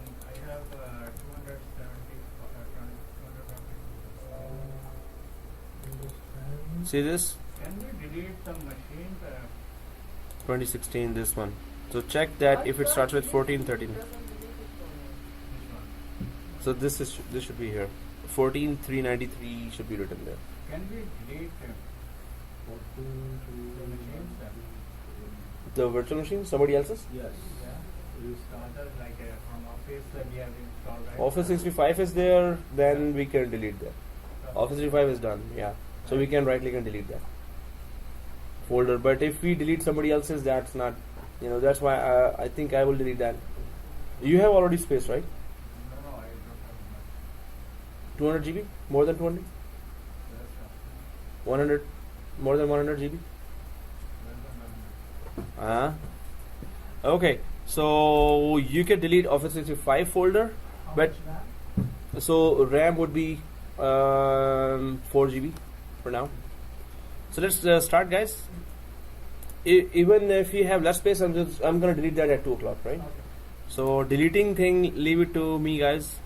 So okay, guys, here Citrix 7.15. We're just going to start a new. Did I resume that? Yeah, resuming. So we're gonna just go for home button and then new, and then go for 2016. Create a new virtual machine. This one. Typical. Next. And then we have to just go for browse and Windows Store 2016. And then the other one is Windows 10. Yeah. So first is Windows 2016. Windows 10, we're not gonna create a template. We're gonna install just one Windows 10 there. But template for server we need because we're gonna create a lot of clones keep on creating clones for servers. So I should, when I have a Windows 2016 for AWS, should I keep it or just If you wanna keep on experimenting with that, it's okay. Otherwise, delete it. so then I should install a New one with us. And this is a template we're installing. Template machine is just used for clones. You cannot start it. It should be shut down forever. This is the machine we're creating now, right? There is no browse. And ISO, C drive ISO, and then just go for. I'm just gonna quickly. No ISO here. 143.93, right? Which one? Sheet folder. Go to the document and install the folder also. C drive ISO.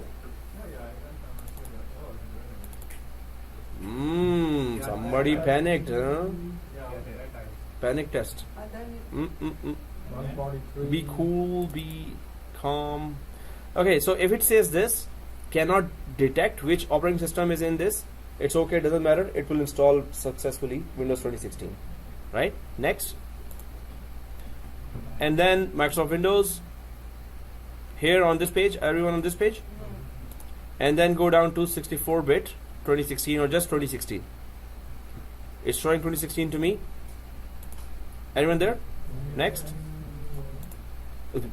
Next, and then here, of course, you have to just put template at the start because this is a template machine. And better put your first name if you're using a public machine, not a laptop. If you're using a laptop, you don't have to do that. So your first name and course start date is 22 May 2018.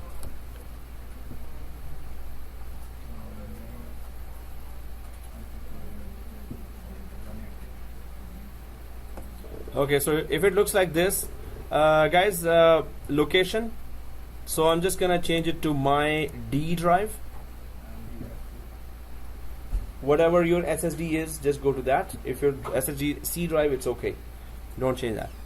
So I can go to the video. yeah, your laptop, you have SSD in as D drive. Your laptop and C drive is not SSD, right? No, I haven't. D drive as SSD. Okay. So just the D here. And next.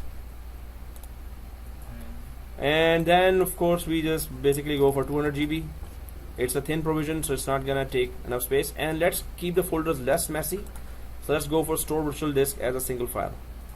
We have external drives, so we're good with that. So 200 GB and store virtual disk as a single file. When we have to go troubleshoot that virtual machine, then it's a lot of files there if we go for multiple files. Okay, next. And customize hardware. So let's keep it 2 GB and one processor. But in processor, keep it virtualized Intel VT. Yeah, because we can increase without restarting, but we cannot decrease. We have to shut down and decrease them. So better. So our domain controller should be 2 GB because we're gonna have nearly 3 or 4 servers there. So 4 servers, 4 GB will take our 64 GB, 32 GB right away. Yeah, one processor is okay because we're gonna have a lot of servers. So if few servers get all the processors, we can increase the processors as well when the servers are started, right? So right now let's keep it low. And NAT. So we're just going to go for our. First of all, we can keep it custom VMNet 8. Why? Because we need to activate it, right? So it's gonna start and automatically activate. It's gonna start activation right away. So, but after that, we're gonna go for custom VMNet 15 or VMNet 14, VMNet 13, doesn't matter. So, a USB is okay, or a sound card printer display is okay. So 2 GB memory, one processor, and VMNet 8 for now. So machines could just start getting updated right away. So then we're gonna. This is temporary VMNet 8. So click close here, and finish, and start the virtual machine. Power on. While it is starting, we can start installing Windows 10 as well. No, it's okay. Do not show. Do not click that do not show thing. If the keyboard comes, do not show. Also here, guys, we need to, I was tempted to put it on 2012, but 2016 has lesser hassles in terms of virtualization. So should we power it on? Yeah, power on until you reach there. Of course, time and currency format would be English Canada. It is giving you 32 GB performance. That's cool.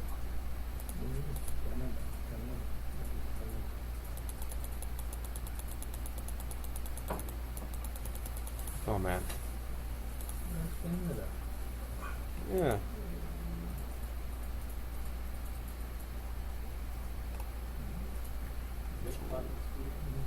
Yeah. Desktop experience. Canada. There it is. English Canada. And next. Exactly. Fourth one, guys. We could use our core to even save more memory. But then when we want to troubleshoot, it's going to be a little... it's going to take time for everyone to follow up with that. Okay guys, if we reach here, we're going to go for data center evaluation desktop experience. Are we all there? It didn't start or restarted? No, it's just a simple. Oh, okay. So data center evaluation desktop experience. Next. So when you're there, let me know. Yes. Let us know. Oh, you're there. Yes. Desktop experience. Next. And that's it. Customize. It's not. Oh, accept the license agreement. Next. Customize. We're not upgrading. So, and we're not partitioning the 200 GB. Next. So look, we choose Customize second. and then next. Yeah. So this is Windows installing. We're good. So we can just use this time to install Windows 10 as well. I hope we all have Windows 10. Yeah, it is there actually in ISO. So home button again while it is installing. So we can leave it at installation and go for home again. And now create new virtual machine. Next, typical. And ISO. Second option, browse. ISO, second option, browse. And Windows 10, wherever that is. Yeah, I got Windows 10. Oh yeah. And I put the Windows 10 on the C drive. Which is okay. No, Windows 10 ISO. Yeah, even in C drive you can put that. Windows 10 That doesn't one need is gonna be filled up. filled up. You can use Windows 10 in C drive. In fact, yeah, that's a good idea. You need SSD for your servers, right? Servers may increase in numbers. So Windows 10, keep it on C drive. We don't need speed there. So Windows 10 x64. Windows 10 x64. Next. And again, so this would be just a one installation. So your first name after Windows 10 export dash first name dash 22May2018, and we're using it for Citrix. So Citrix. I'm just typing Citrix here. Oh man, in servers also we did not put. Ouch. Yeah. Citrix, and I'm just keeping it C. Let's keep it C. If you put it on D, it doesn't really need that speed, but you're gonna be occupying a lot of space that is needed for servers. So keep it in C. It's better for you as well. So next, and also the 200. We're gonna be putting some applications there, and also single file. 200 and store virtual disk as a single file. And next, customize hardware. This is also 2 GB, 1 processor, and keep it on NAT temporarily. VMNet 8 NAT, this one. Custom VMNet 8 NAT.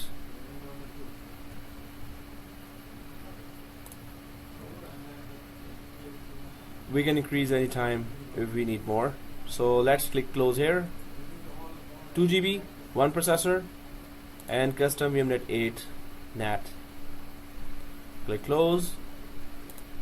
Guys, for this, oh man, yeah, we need to power on, but you know that template for, yeah, it's 95% for me.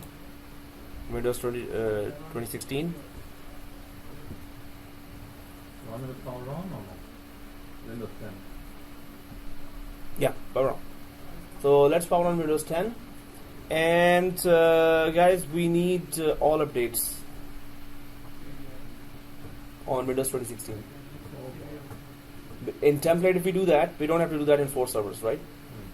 It will be all updated for 4 servers. But because we are not a lot of people here, so for Windows, yeah. When did they install? Because they are not, Password we have to use what? Class your password. computer is missing. Computer name is missing. Media. Oh.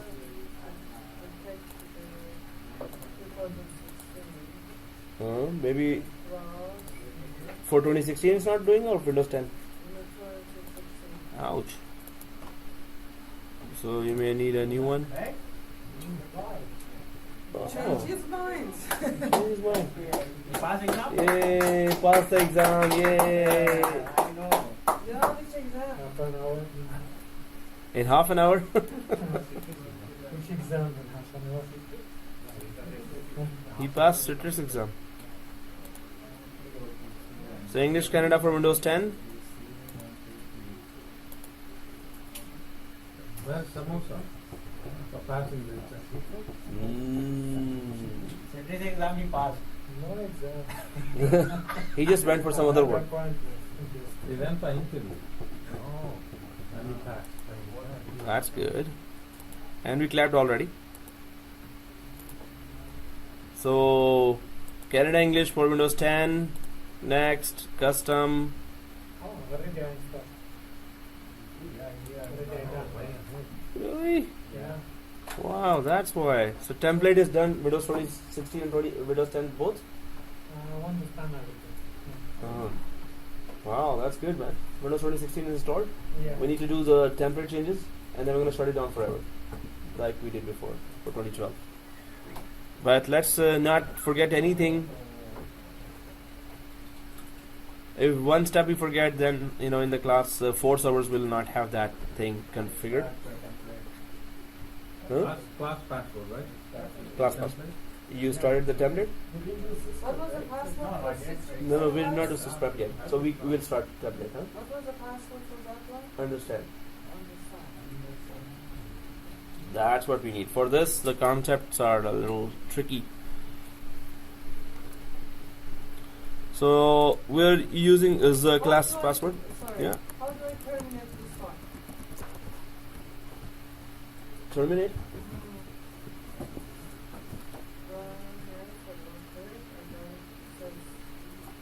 No, what was the error? The error is not finding the Did you log in? it's not finding the result. You have the correct one.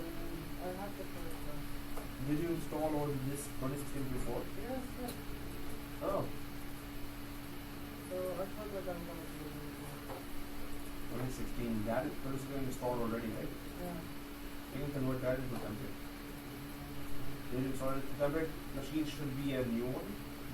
Because we're going to be installing Citrix. If there are any changes there that don't fit with Citrix, then So that I install it here. yeah, better.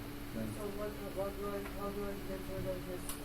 you can shut down and maybe delete the machine and then go ahead and recreate it. Well, I'll just push it.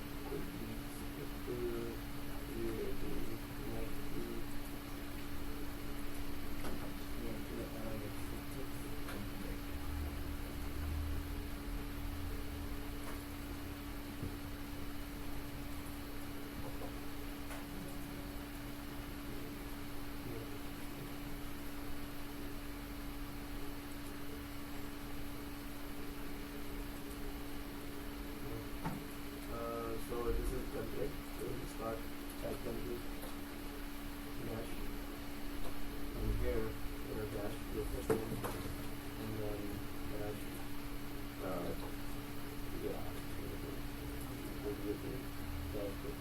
and dash Citrix. That's okay, work. And this is is it B?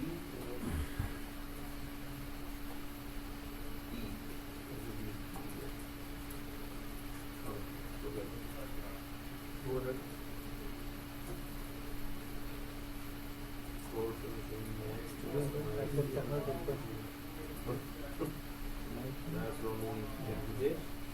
Those, power.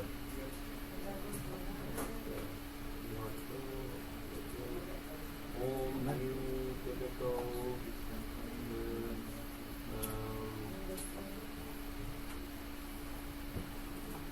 Windows 10.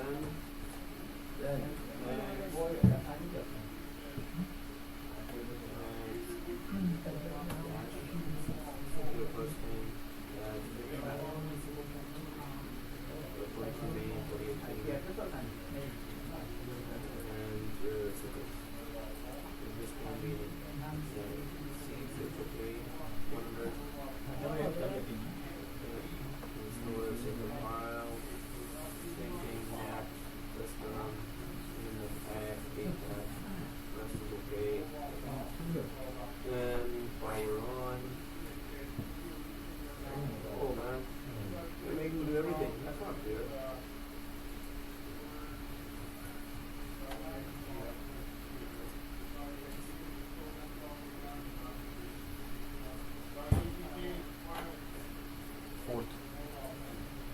All right, guys. So we are on Windows 2016, and I'm just gonna give a class password, which I already gave. I'm just gonna log in from there. We need to do firewall off. So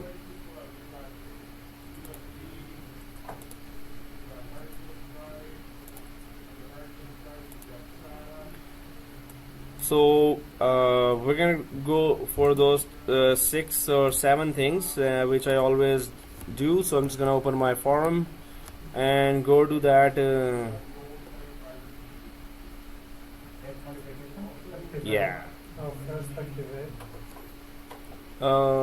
Yeah. Activation actually doesn't transfer to clones, so that's why. But other than that, everything. Even if you activate, it's okay.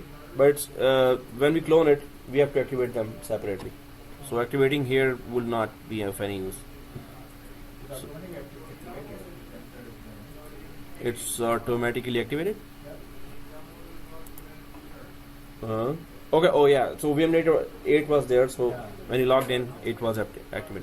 So I'm just gonna go to steps to create template, and there are those 5 things, 6 things or 7 things.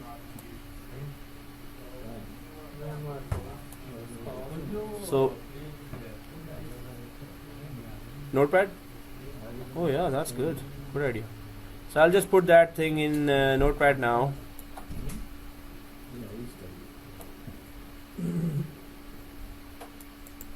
So you can go to the Notepad and check it out as well. That's a good idea, or gooder. No. Oh man, where did I create that Notepad?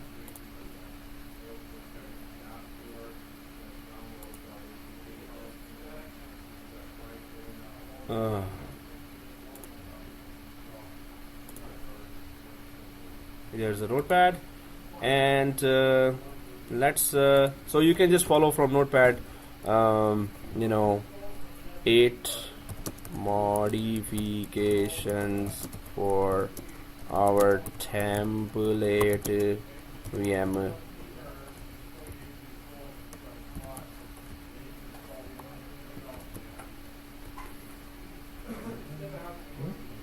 Okay, save. Now you can refresh your Notepad and you can just do your 8 modifications.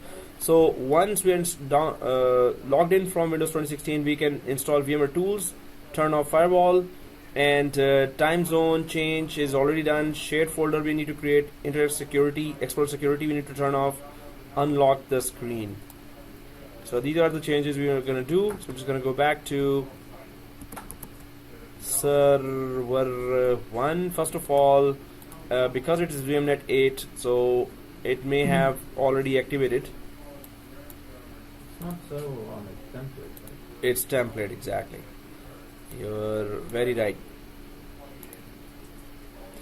Yeah. Very positive.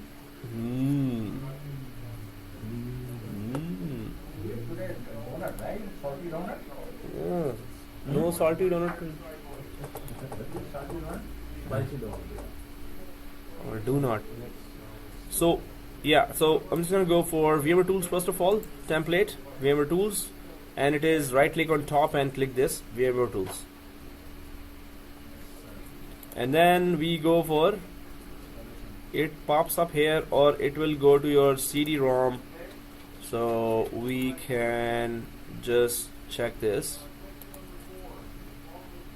although it pops up here, but I'm just gonna go to the File Explorer.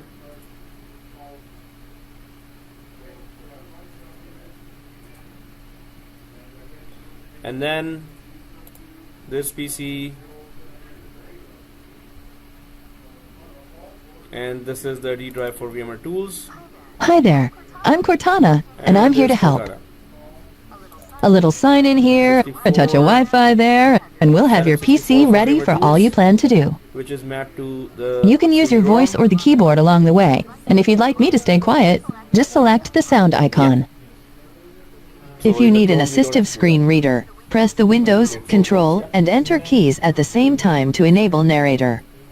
Okay, enough intro. Let's dig in. Your first name, Citrix. So So on Windows 10, Your region is set to map Canada. is Is talking that about right? Canada, and choose Okay. country. So I'll just say that. I'll mute that speaker voice control. It's a US keyboard in Windows 10, yes. And I don't want to add another layout. Skip. Well, I don't know why I'm here, but because I normally first concentrate on one machine, so we should not be confused. So template, let's just do the server first and then go for Cortana or Windows 10. So template here, setup 64 is there already. It should be popping up now. Yeah, it is popping up now.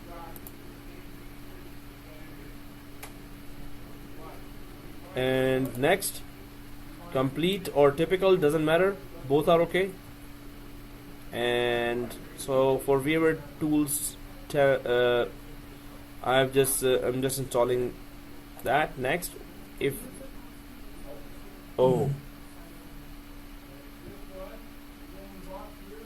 fourth one, desktop experience. No, this is server core. Server core. So when we were supposed to connect on other servers, right? So when we were, there were 4 options there, which server we want to install. So we were supposed to go for desktop experience there. So this is server core. So this doesn't have the configuration interface.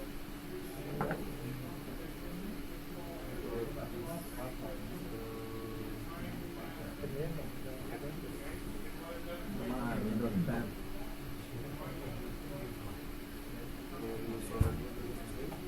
This is just say remove it, doesn't remove it from the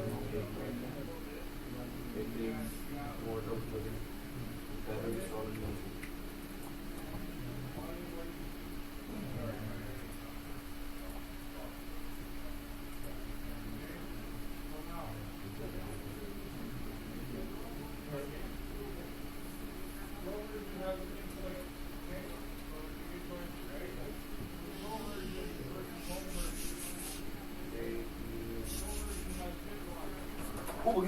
Sorry. It's all his fault. So we're gonna.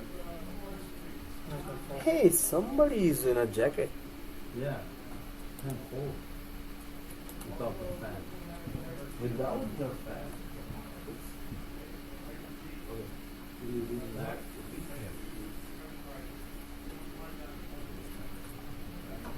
Yeah, it's supposed to fast forward your computer.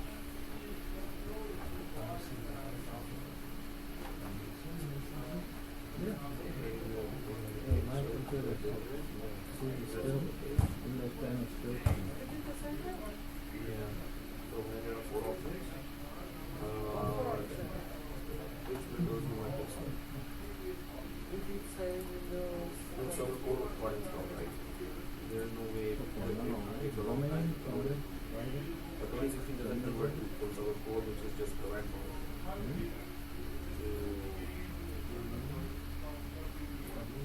So if it's also a core, the only way back is go for.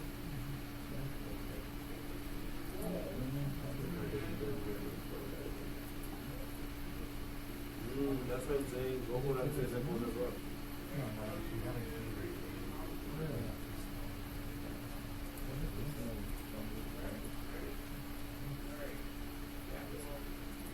So first option is not desktop experience. First option is server core. Okay. So this will install CLI version of Windows. This will install the free version. They need the data center. Which one did you select here? This will install the different services. Huh? If you select the service, you can install command line. You want to just take commands for cannot click. Okay. Let me do that. Keyboard. Right. So install Alright guys, so now you owe me biryani after Ramadan. Thank you. Oh, please. Okay guys, so here administrator. So VMware tools installed. Now we can have all the features, especially the shared folder feature. If VMware Tools is not installed, we cannot have that advanced features there. So I'm logged in again, and right click here, and we go for first of all logged in again and go for local server, and we need to turn off two things. One is firewall, click, and turn Windows Firewall off and off. Press OK. Maybe 2 GB was a bad idea. Okay, firewalls are off. Then we go for IE. Yes. IE enhanced security configuration. It is on, so I'm just gonna click on and turn it off.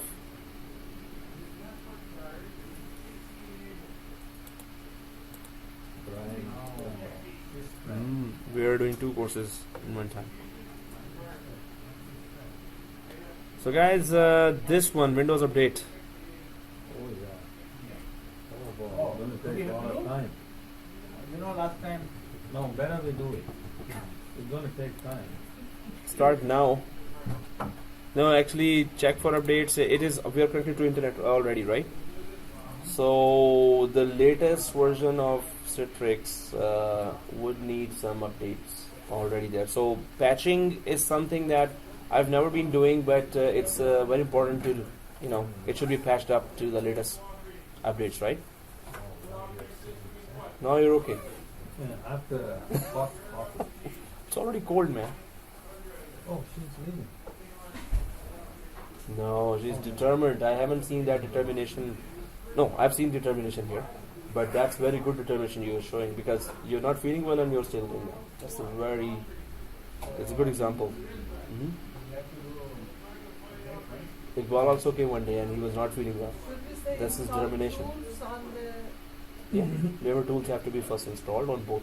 on the Yeah. So guys, I've just put the check for updates and leave it there and go for other 7 modifications. Doesn't affect this. Like done. Huh? There are 7 modifications. I put it on a notepad as well. No, it is done. 38%. Okay. Oh, downloading. So far it checks, then downloads, then installs. Download and before the installing it has Check update. checking for installation. Oh yeah, For installation. preparing. Oh man. So, Oh, guys, we have to do, let's put it to. Let's put it. To Something went wrong. You can try again, or skip this for now and do it later. 4th gear On the template? on the template. If we put it 24 GB, everything will be very fast. That's the good thing about VMware Workstation. for me, running to memory management issues, I increased from 2 to 4. Memory management issue. Okay, guys, let's not increase it to 24 GB. Okay. Yeah, thank you. What? Memory management issue? Oh, 2016, So, 4 memory management. 2012. I never saw this any error actually, but oh, okay. Thanks for the warning. Dates are available. So, okay, guys, here I'm just gonna leave it at updates, and let's do other settings here. And I'll just go to my forum where I have put in all this, and I put it on a notepad already. And if you want to go to a notepad, it is anotepad.com/note/5yf6en 5yf6en. So here all the VMware tools and 8 modifications. Yeah. So we have done VMware tools, firewall, time zone is done, shared folder. So Internet Explorer security is also done. 2 things are remaining: unlocking the screen and shared folder. So let's unlock the screen first and then go for shared folder. So on Windows 2016, I'm there, server, and right click on this option here. Right click this one. Wow, I'm trying to convince it that I clicked right click. And way up there is a power option there, right? If you right click on top, there is power option there. I'm just going for the setting for unlocking the screen. otherwise it locks. So power options, and then we go for change settings. Now there are also two things here, guys. We have powerful machines, so we should stay with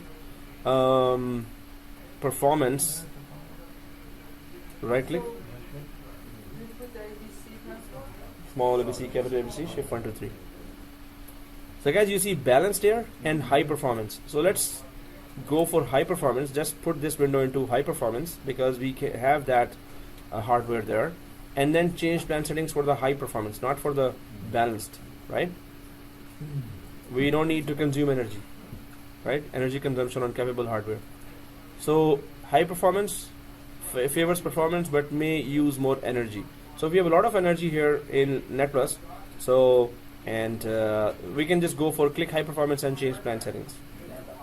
Downloading updates 100%. That's good. So we will slightly change 15 minutes to never. Brian is very louder. Wow. Yeah, you are getting louder and louder. Yeah. We have to put some signs. You got a lot of energy. He has earphone. He doesn't hear. That's why. Yeah, he's very loud. So, but you know, He said that he has yeah. earphone, and that's why when he doesn't hear himself, he's yelling. Yeah, okay, that's why. So, okay guys, here, From the beginning, from here, where have you left? VMware tools. So, see there, right click here, and just click install this one. Right click on the machine, and install VMware tools. Second last, Install what? second last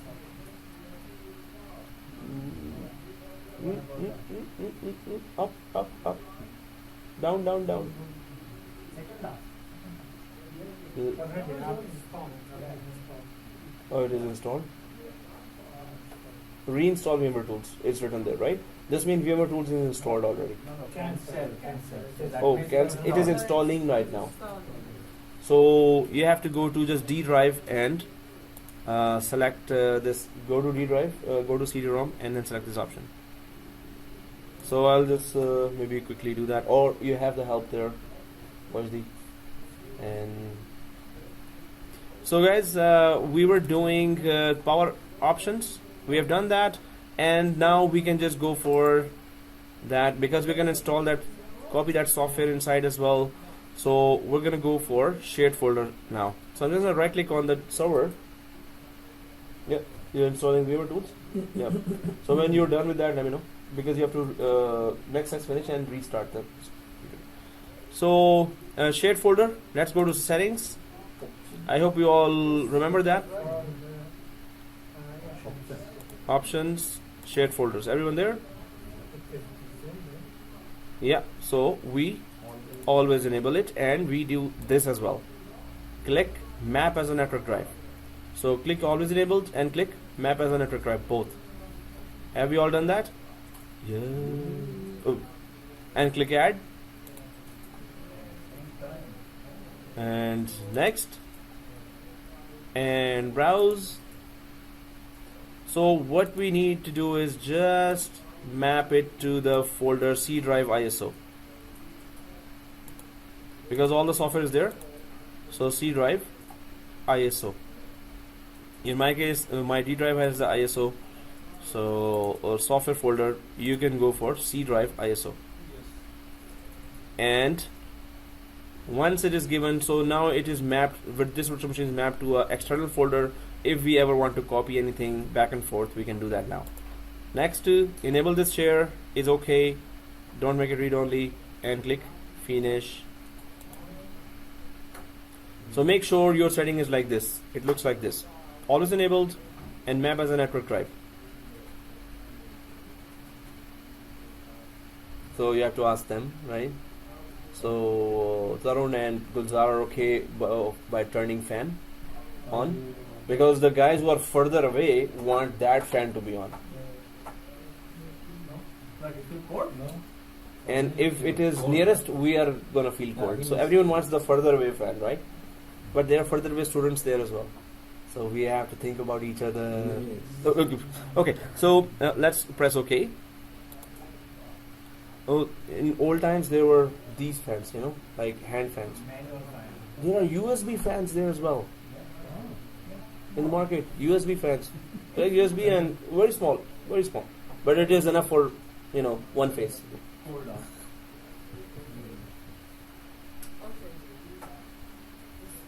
On the Restart it after viewer tools. Yes. yes. Okay. So we are at the stage where we need to run sysprep. Yes. But it says no connection available. Oh, yeah. No. What about the Windows Okay. Wait a minute. You're right. Download updates only using Windows Update. Yes. I'll click that. Definitely. Yeah, we have to wait for that, guys. Cheeking for updates? You kidding me? Mine is 25. Yay. downloading or preparing for Prepare and install. We have time until go. Yeah. So what we are doing? Oh, Windows 10. We can do that. What we are doing on the Windows 10 laptop? we need to log into Microsoft. right? Oh, Hotmail account? No, not Hotmail account. So Windows 10, guys, we're gonna configure that. Something went wrong. You can try again. This is just skip that. Something went wrong. So we can skip that.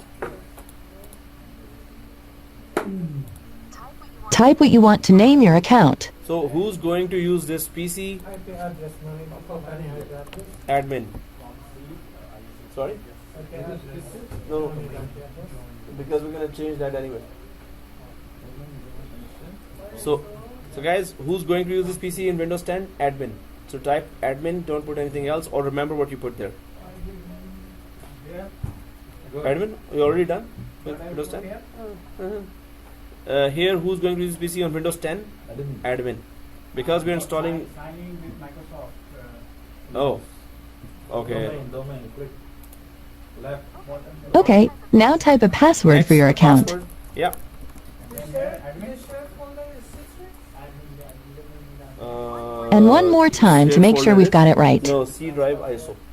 C drive and then ISO folder. Click on ISO and press OK. Small ABC can Great. Now, with an offline account, if you forget your password, the Oh, only you're way there? to retrieve it is with a hint. So make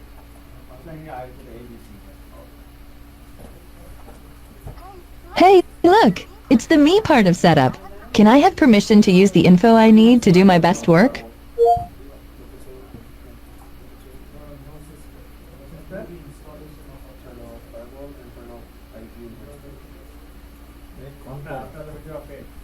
Make Cortana your personal assistant. If it's free, yes. No? No, right? No. So Cortana, no. Share ISO. These are the settings Microsoft recommends. Go ahead and review them, and select accept when you're ready. Yeah. We don't have to pay benefits to her, so. And We accept. Next is accept. share ISO and drive C. Okay, that's the last step.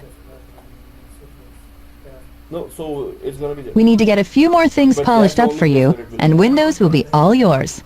Looking forward to helping out. What? The share folder. I can You create can- one and press E. But if you put the software there as well, later we're gonna install 4 servers. We need space in SSD, so better in C is better. The recording is on? And recording is on. You are sure? And recording is on. Yay! But it's good to remind. So template, it's downloading now. Yay! Why yours is so slow? Oh, maybe the cable? Oh man! Now I thank you for reminding me. Yeah. Sorry, you said Thurs No problem. says net firewall. Do we get this on the PowerShell? No, this is just an extra thing. We have already turned it off, right? Yes, I did. Okay. Go to IAM security. Just who's on?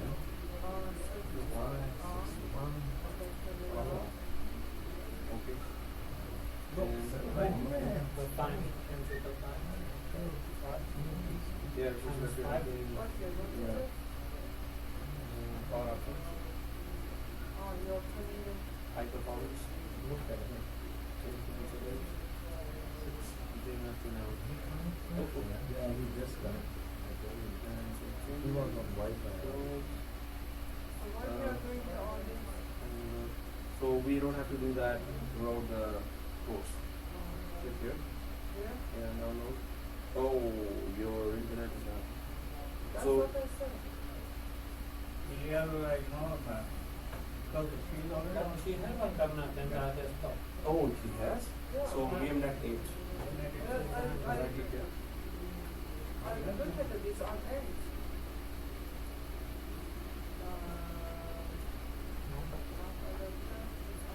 Oh, alright.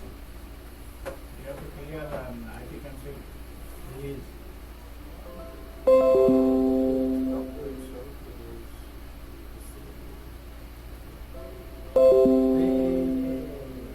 Installed.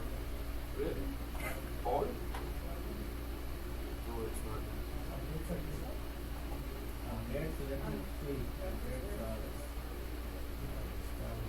Oh, 36%. You have to use next time.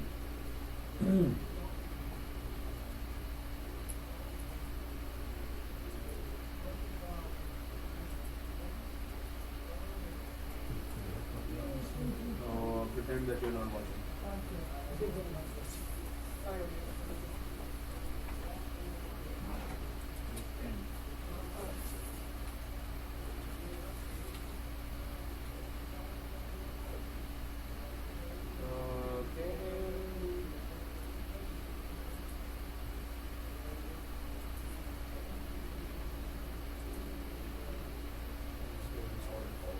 Somebody spread on Netplus. Network settings.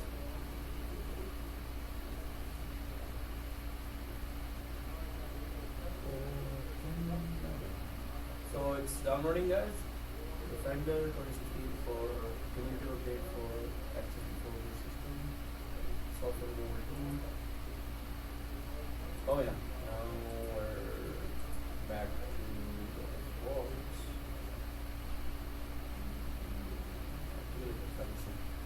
I don't know what this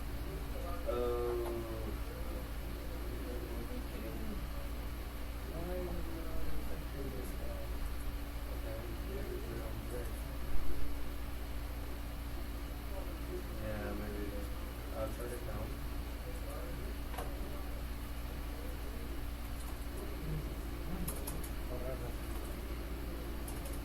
In Windows 10, you need to put admin. Next, then you need to put small list capital letter 1 2 3. You always use that. Okay, and then small list capital letter 1 2 3, and then name is ABC, and then okay, it's shut down here.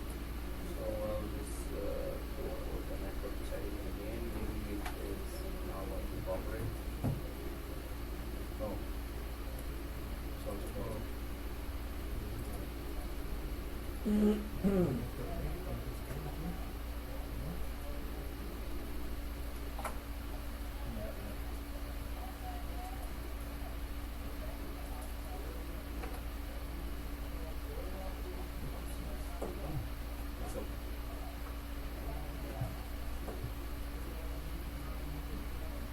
Okay, so guys, Active Directory, we need to install it. Oh, we need to create 4 clones. We need to sysprep. Oh, we need to pass. Wait for updates.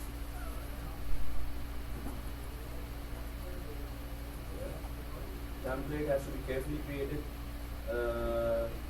Otherwise, we're gonna suffer the whole course because we're gonna create 4 clones and they must have all those settings already there. You don't have to go to each clone and do that one by one.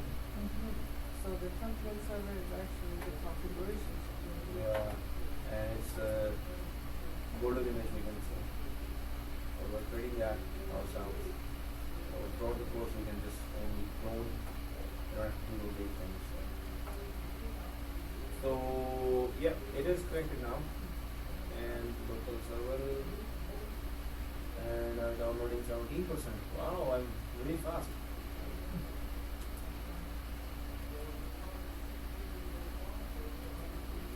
I just click that updates and check updates. But I think that's also much faster. So the rest is okay. It is off and files are off. And okay, shared folder. One more thing. Oh, you already did that. Right. Yeah, you already did. So we're good. So Why we, did you share folder? it maps the virtual machine with a physical machine folder. So we can copy paste from physical machine desktop to virtual machine and from virtual machine to desktop. Right? So where do you see that? So in this PC, you go and you see this extra folder now. This is right. Double click and that folder is shared now. Because ISO we were supposed to share on iOS. Guys, is it done for anyone? The updates? Yes. Oh wow. This there's an iOS folder and there's an ISO folder. We need to be connected with ISO.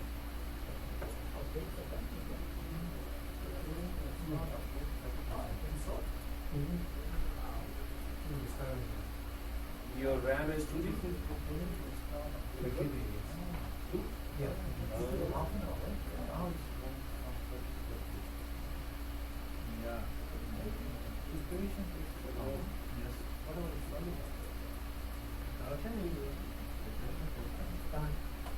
Installation time more than download. 30%. No, for download it's took It's okay, we have one more. Preparing to install. preparing this take more. You know, if anyone can increase the RAM, but no, during the installation of updates, it's a risky thing. Of the system to go unstable. You start now?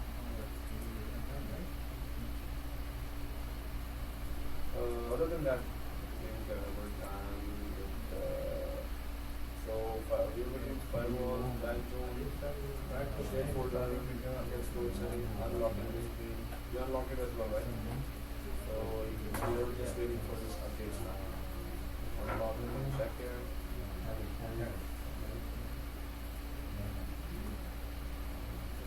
Restart.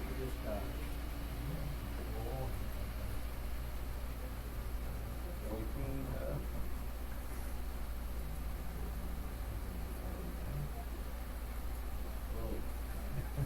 it's too fast now. Very small. Okay. Yeah, we did. This is the wrong space of it. Very good. So you should be just waiting for this while Windows 10. No, We don't want to hire for data. No. And hit accept. So guys, we can just make sure that Windows 10 is up to date. So now you can just log into Windows 10 and we can configure properly Windows 10, which means that we have to log in from local admin and VMware tools we need to install. So let's go to Windows 10 and it is already logged in and it shows me this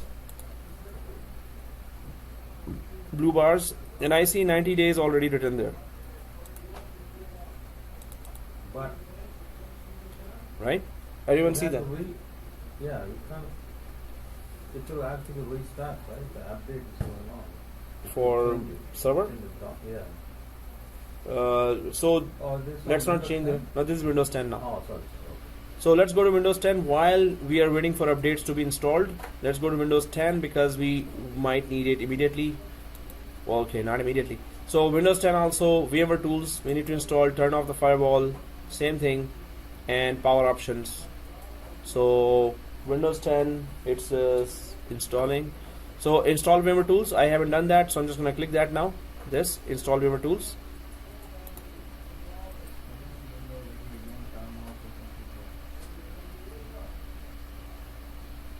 So are we sysprep now for Oh, you're done? Yeah. If you're done, sysprep and especially we have to be very careful about that. So shut down and generalize. So when you're there on the screen, so go to run and type sysprep.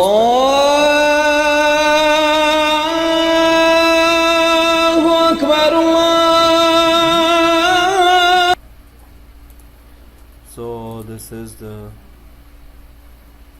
call to prayer. So here guys, we're gonna go for Windows.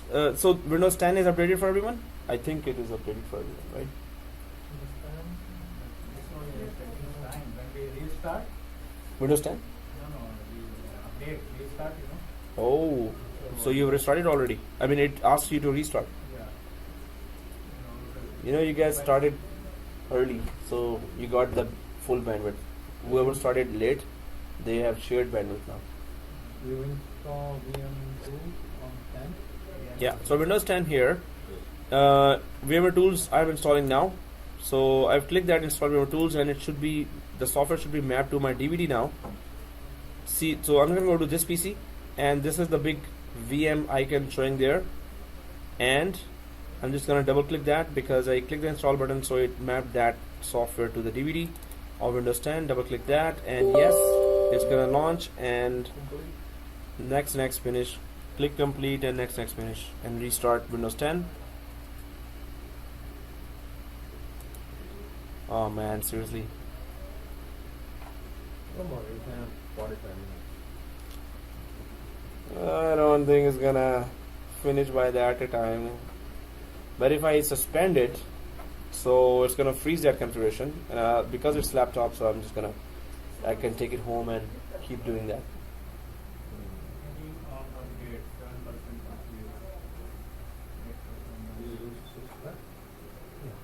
You did generalize and shut down, right? It's done shut down? Is that Man, that's fast. What is right with your computer? Oh, what? right? Updates are, download and updates. Yeah, Windows it- 10. That's good. Oh, Windows 10. That's for Windows 10. So VMware Tools next. So when we start that, we can just start the updates of Windows 10 as well. That's a good idea. While we are doing all the other things, but then we cannot restart. So after VMware Tools, because VMware Tools needs a restart. After restart of VMware Tools, then we can start the updates here as well. Next.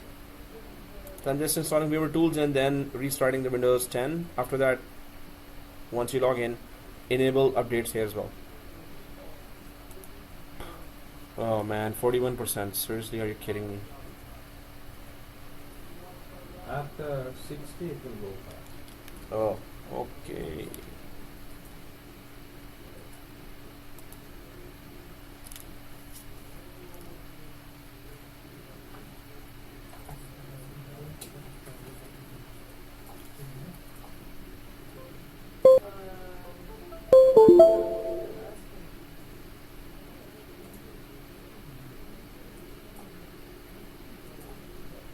Find this current asking to sign with Microsoft. Domain. Big domain. Good, man. This guy, he's smart. Wow. No, then it's finished, you restart, right? Yeah. Restart. Go ahead. Restart. 45%. Yay. Oh man. Anyone else done other than Big Will? I am 87%. What? That's not fair. No. 87% what? Prepare. 89% update, downloading update, 89%. Downloading updates. You're on the same one. Downloading updates.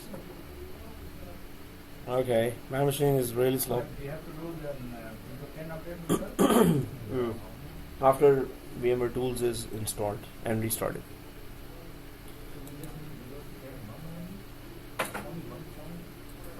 Oh, that's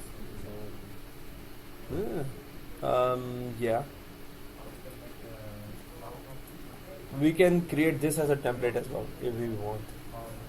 Then we can clone of this. So Windows 10, let's log in.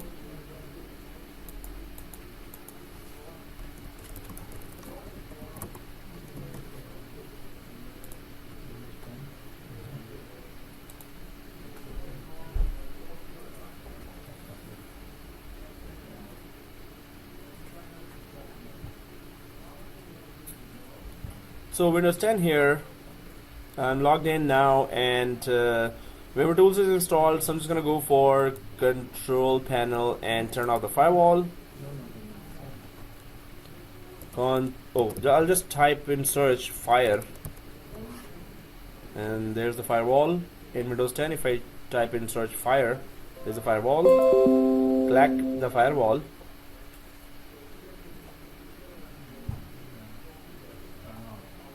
And then go for Windows Firewall Properties here. Windows Firewall Properties. And there it is. Domain Firewall is on, so off. Private is on, so I'm just going to turn off. And public is on, so I'm just going to turn off. And apply.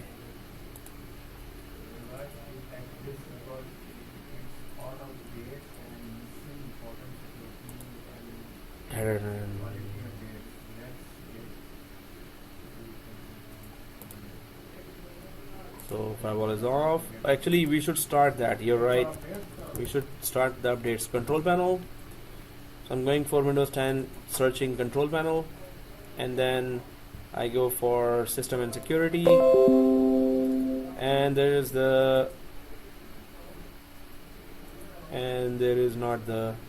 We should just go directly to Windows security and maintenance.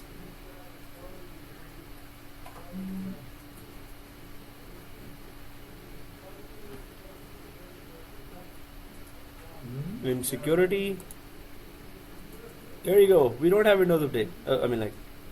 In maintenance, there we go. Again, we don't have Windows Update. So, yeah, I'm just gonna go to search and type updates directly, and it goes check for updates directly in system settings. Oh, okay. So update, just type in search, and you will get check for updates directly.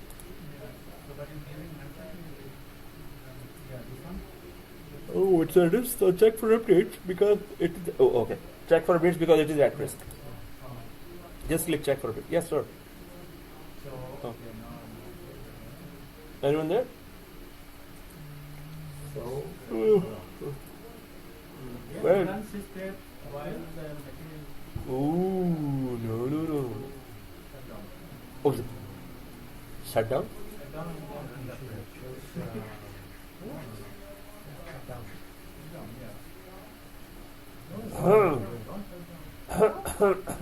Don't shut down. No, is it done? Your updates? So, 57%, yay! So if it is done updates, then let me know about sysprep. Do not run. Let me do that. Otherwise, you will have to reinstall the whole thing again and do all the updates again. Wow, that's a very good idea. Before doing sysprep, guys, take a snapshot of your machine.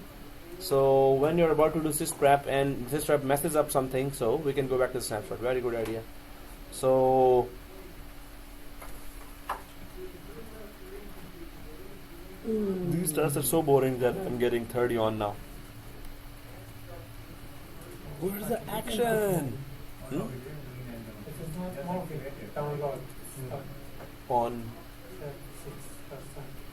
It is slow at that, but how long? It's not moving. Start. Since you was downloading, I will start the machine. Refresh. You have a refresh page or close the dashboard and did you close the window and then go to control panel and open that again? If it's still there, then restart. But restart is a very bad idea while it is downloading. If it is downloading is okay. When it's installing, then it's a bad idea. Is it downloading? Installing, no. It's installing? Installing, Uh-oh. Then if it is unstable, this is a tempered machine. So all 4 machines could be unstable as well. So, oh, there's a lot of updates there. So Windows 10 is ready, right? You don't. Yes, we want to check for updates. 61%, yay! Wow, this was punishing.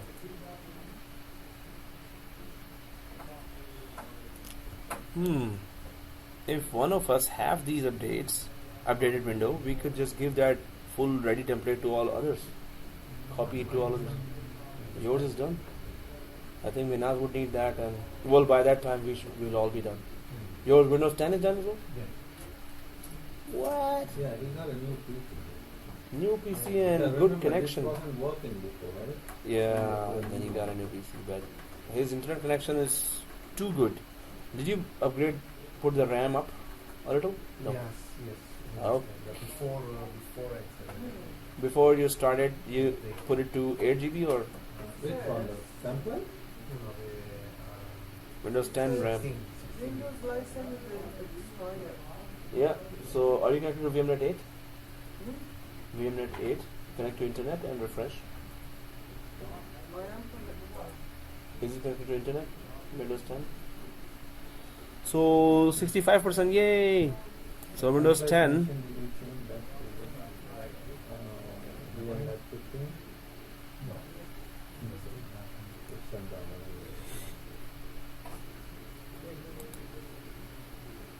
So Windows 10 heaven? Yeah, back to VMnet 15. We can stick to VMnet 15 after we are done with updates and everything.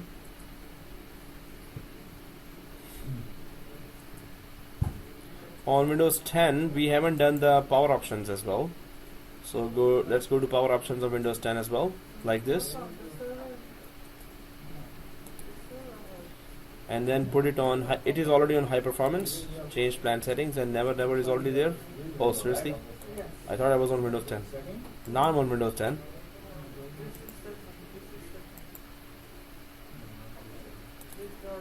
Power options, Windows 10.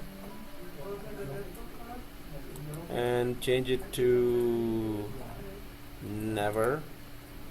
Sleep, change it to never as well, like Aziz. And there is no save here. Yay. So let's close the screen and it's save. That is Windows Okay, so power options are done. Oh, we didn't do the folder options on Windows 10. So let's right click Windows 10, options, shared folder, always enabled, map as a network, add to C drive ISO.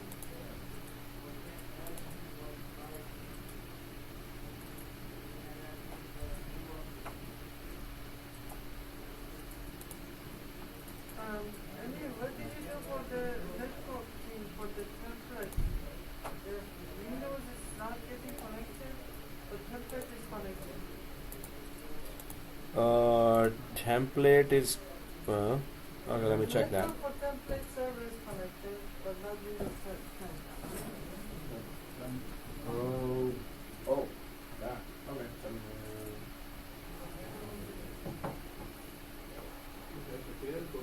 Yes, I did.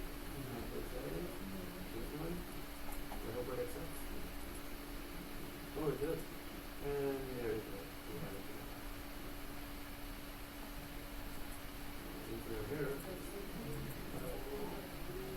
yeah, that'll be ready for. You are also Yeah. because of updating? Yeah. So, when was this? Do you remember? Yes. Do you remember? And this. Yes.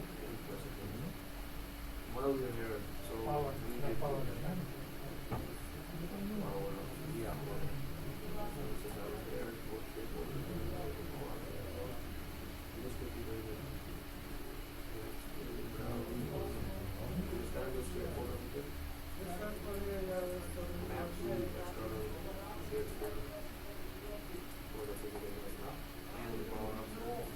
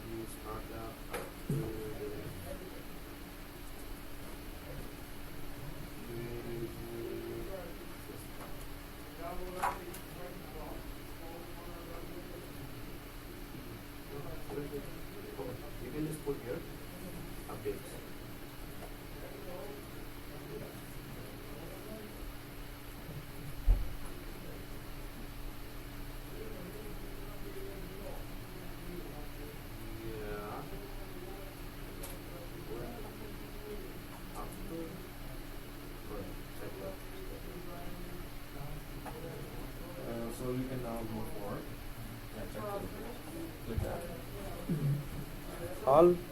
Yeah. Yeah, that's it. Check updates. So just check your server updates if they are done. Template and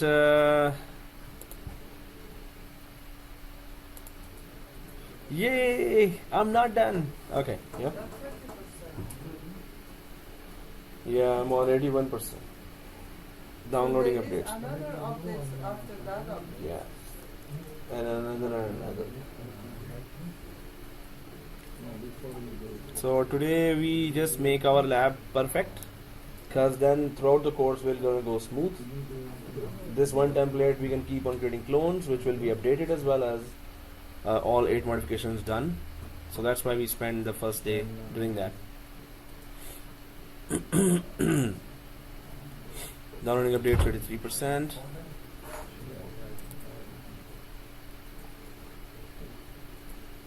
Oh, I'm sure I put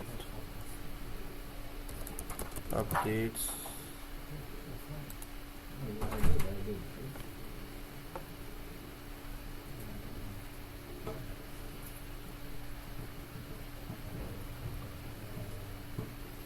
So Windows 10 updates is on 18% downloading updates, and 2016 is on 84%. So, and if I go to a notepad, I'll check that if Windows 10 Vimeo tools done, firewall done, time zone done, shared folder done, Internet Explorer security not done, unlocking the screen done. So when we are doing the ISO, there is one ISO you were saying. Yeah. It's actually sharing the ISO folder on this computer, right? Yeah, any software. Yeah, ISO folder is called shared. So you go to this computer and you will see that folder mapping. So VM virtual environment to physical environment, you can copy paste anything. That's a very cool feature. So Do if we you do that in the Office 365, no, in the real world is this is a hypervisor. This is test environment, right? So according to this, there is a feature. But in ESXi, we don't. There are other ways to copy paste from physical to. There are easier ways. Upload. There's an upload button there on data stores, so we can do that there. It's different than this. This is a type 2 hypervisor. This is just for test environments we use. That is type 1. It is different to share physical and virtual environment.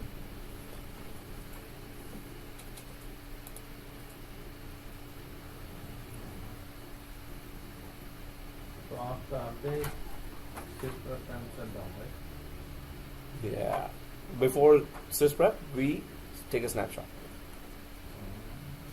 Before sysprep, take snapshot, guys. Before sysprep, take snapshot. So, all right, guys, or all wrong? where is this part in your A notepad. It's in the end. It is not written. oh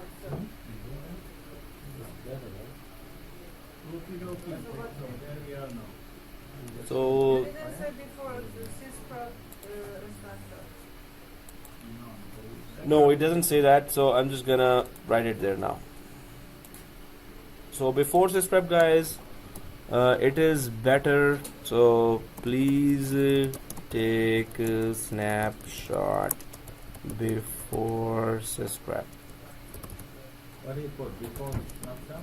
Sorry, Citrix. Yeah, please take snapshot before sysprep. So I'm just saving it now. It's on there now. F5 your page, and please take snapshot before sysprep. And then, so how do we run sysprep? If you're on that stage and if you want to go for it, then just ask me to come there to your table, and I'll be there to do that. If sysprep ruins anything, you have to reinstall the whole environment again. Oh, well, actually, we have snapshot.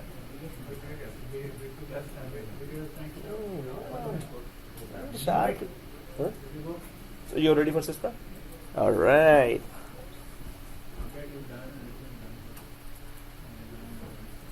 Yeah. So yeah, sysprep. That's okay. And snapshot is done, right?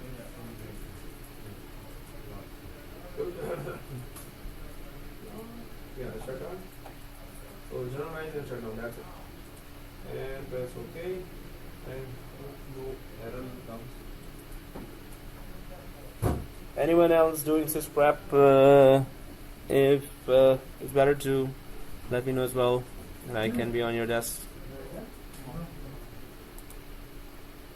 So 97% finally. You always do some treatment, right?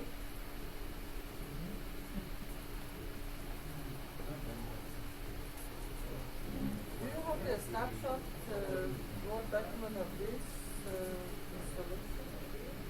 Document on installation? Well, no. It's just a video. But those steps we just need to know where it is. Eight steps. On my forum, those 8 steps are there, yeah. But I haven't told that where is firewall, where to go for that. It's not detailed step by step.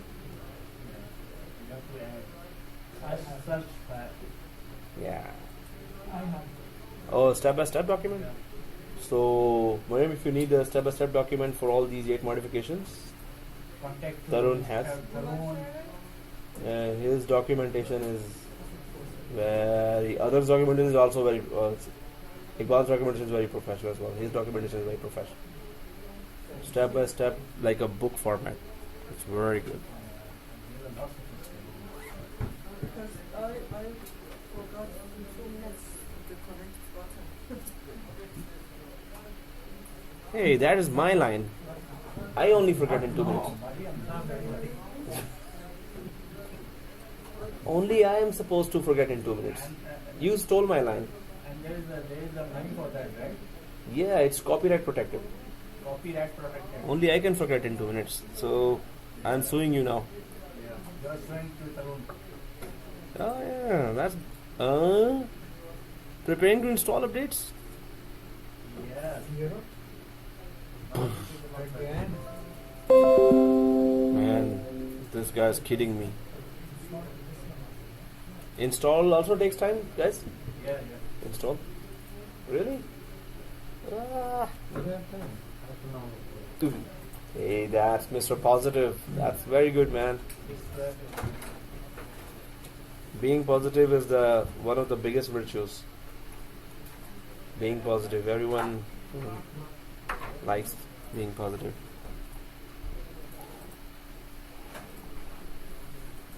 Oh man, that's gonna, my hair will go white.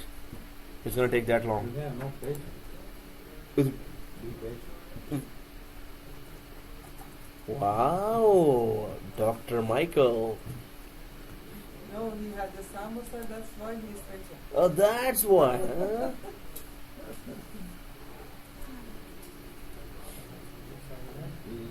Dr. Phil. You're acting as Dr. Phil now. Yes. What are you filling up? Refill or no? 25% already? Yeah, shutdowns are nice. Oh, I'm not doing anything. You are doing nothing. No, actually, I'm just doing that thing. So this is doing something, right? So SCCM. Yeah, the video. Oh yeah. Thanks for mentioning that here. Yeah, me too. I got access to that. Let's send email, otherwise you won't do it. He will do it. No. If you're going ahead, just follow these instructions.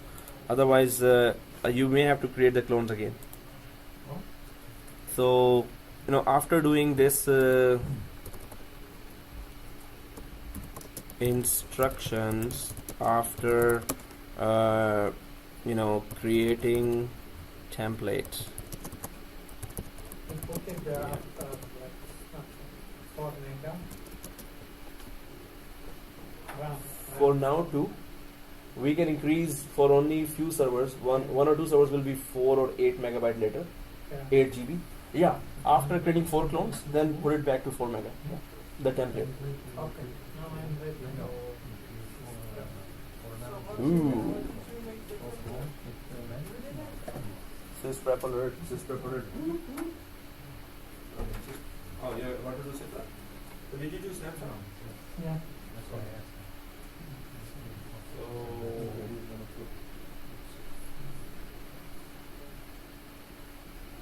this prep, Rezo. PREP.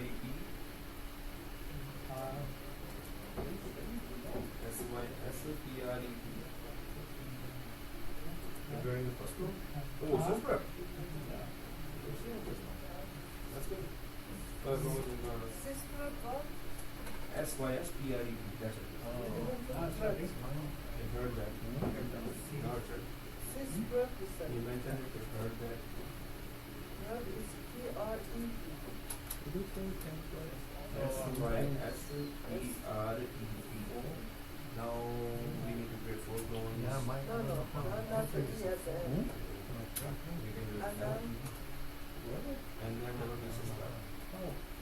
And then generalize. Shut down. No. Shut down. And be careful. Okay. Press. Okay. Go on. No. Just kidding. come on. No, he was about to press his prep, so I was like, whoa! I was just kidding. So instructions after creating template VM, guys, you have to be very, very careful here as well. Otherwise, you have to recreate your clones. So create 4 clones, 2 and IR. Yep. So create 4 clones, and then it's on a notepad, so you're gonna get it anyway.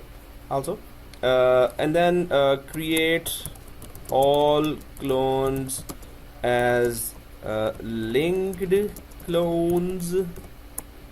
Third, create them all on your SSD drive. Fourth, name them as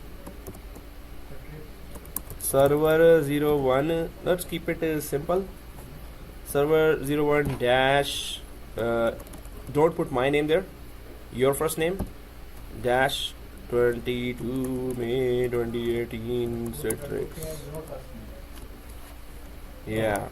Instead of your name, put XXX. Your first name. What is XXX? Yeah, that means Means that you have to whoever. replace That's it. your name.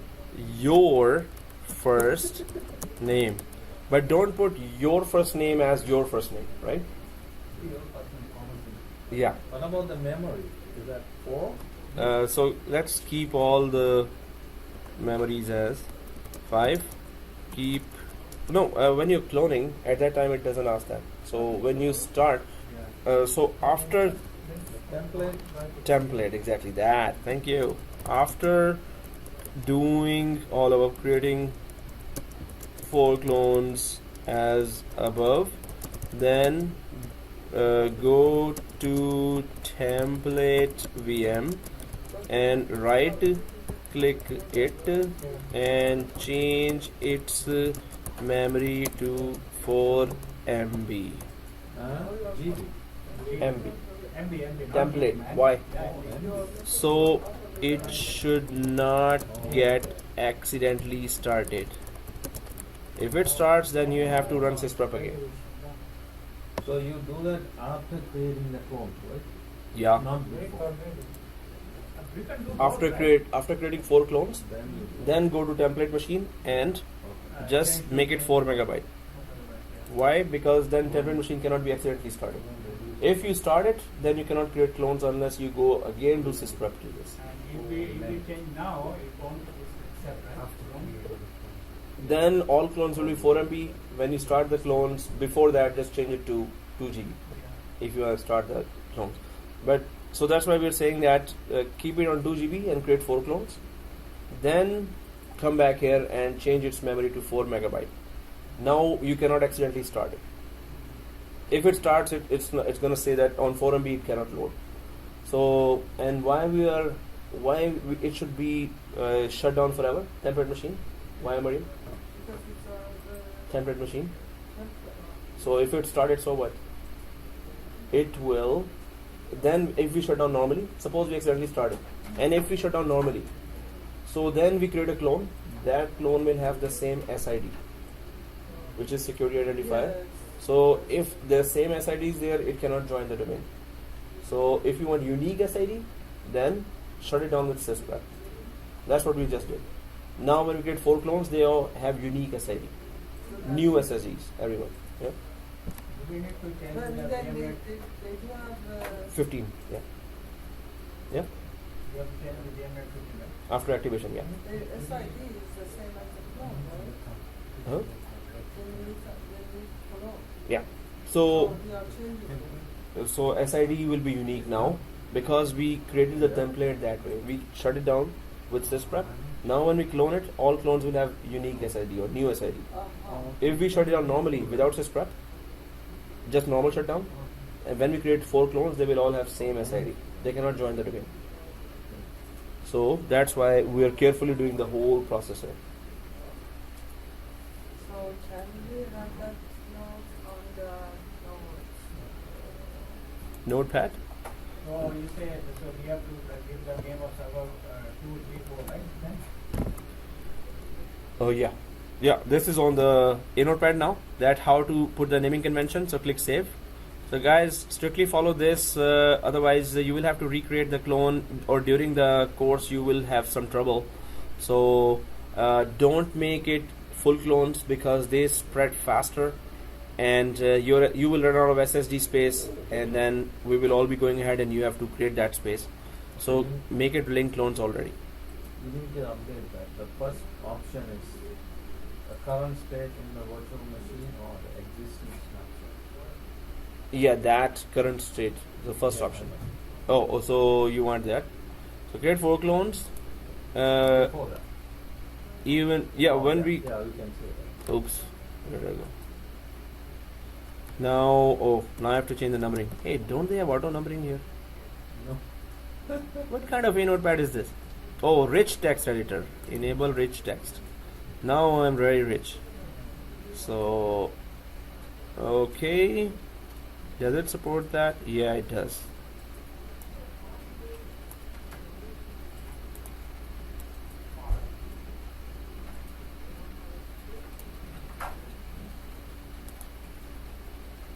Now it is automatic numbering. So I'm just gonna click. I haven't clicked save now, but create 4 clones on first screen, on second screen. First screen. Oh, second. Yeah. The current state in the virtual machine. Select first / top option, and we have to go to link clone. So I'm just clicking save. You can just check that on a notepad step by step.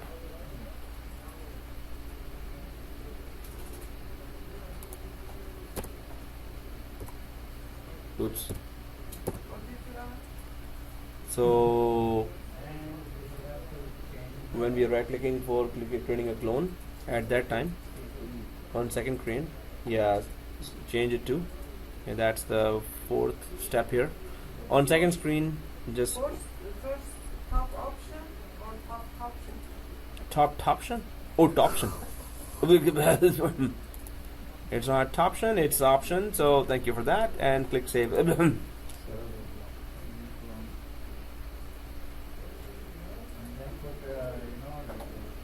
the drive. Yeah. This I already create them all on your SSD drive. Yeah. And link clone and name it like this: server 01, your first name, 22May, and Citrix. Yay. Okay. So I was creating a group here, and it was Tuesday, Thursday, Netplus, Citrix, Tuesday, Thursday morning.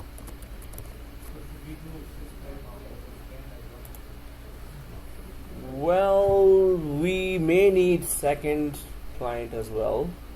In that case, we have to, if it is full done, updates are done, we can sysprep So Windows when 10 as well update and follow the start- same procedure.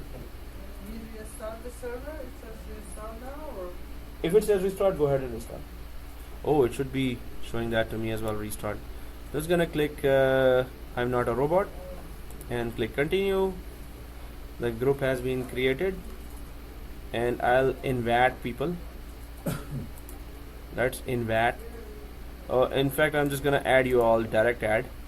So what names I already remember? M. Oh, there it is. Okay, second is okay. Since I've started from there, Waj, yeah, Miguel, yeah, Mikhail. Who's Miguel? He's absent today. No, he's this guy. Just kidding.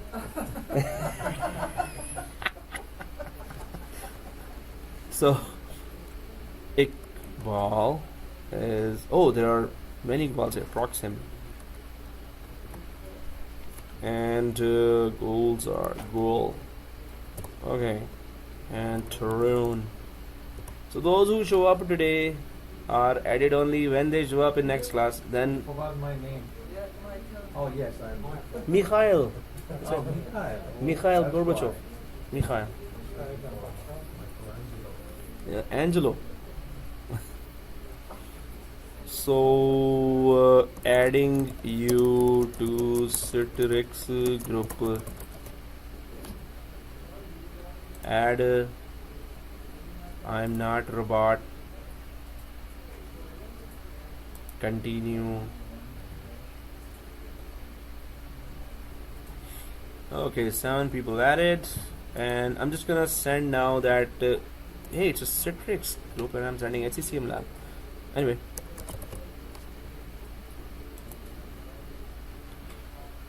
so there was a link for SCCM lab there.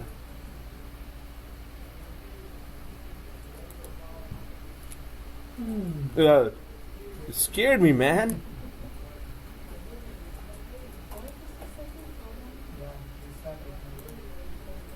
Are you kidding me? 2016 is still on 30%. We have 6 minutes. Now that's not very positive.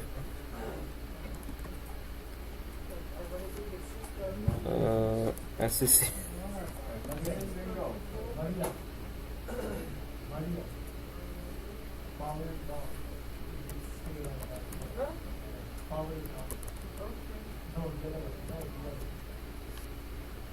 We have not restarted. No, because I got the same issue. It doesn't do anything for a long time. No, but it does. I waited.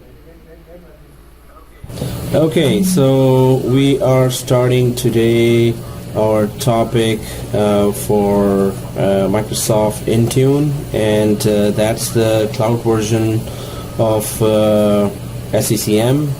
And for that we will be. What were you saying? Oh my God, 67%. Only? Man. SCCM. Okay. Oh man. I need to go to playlist and just simply send the playlist. Oh.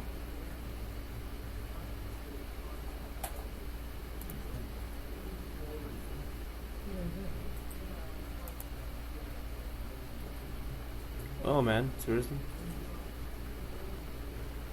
Okay. SCC. What task you put me in? Oh, there it is. 4 videos SCCM.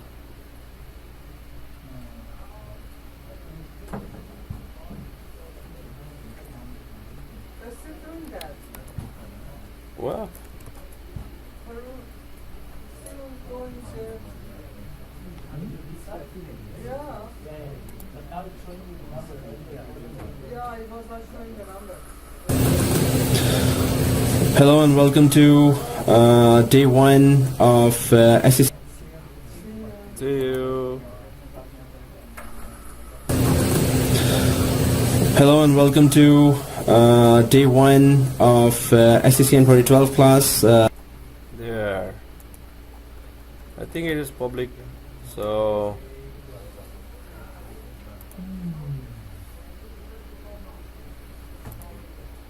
New topic. Do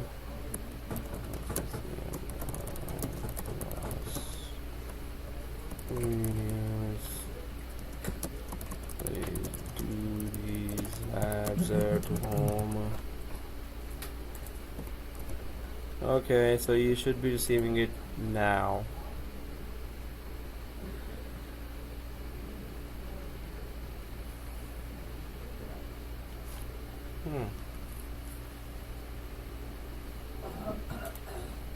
Yeah, you're right. You can change the email. Right? Like you can do it.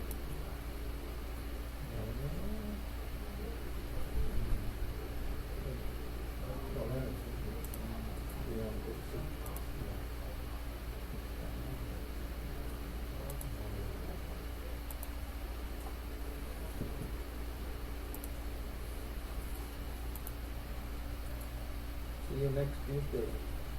See you Thursday. Oh, because reading it a long weekend. So. Yesterday long weekend. Yeah. But reading it.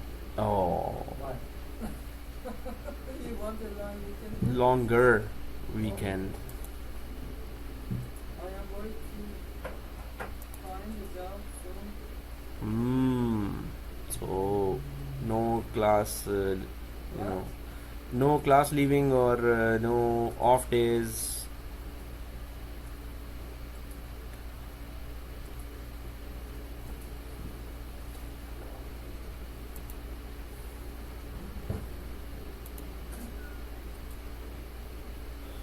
Oh man, this is taking forever. 30%, yay, still on 30%. So,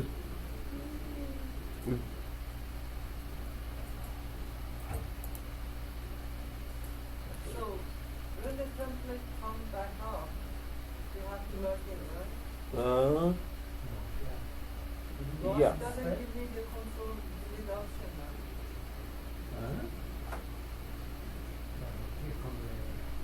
It doesn't. You see? It's grayed out. But what did you? Oh, restarted after that updates, right? Yeah. Okay. So it's grayed out. Yeah. Huh. This one is okay. This one is not. So, yeah, very second. Then I checked in this was 102. Now it's saying 566. Seat.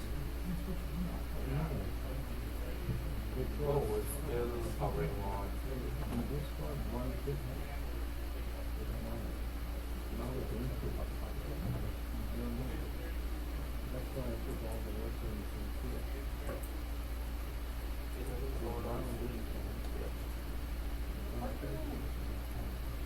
Because it's on the radar. Yeah.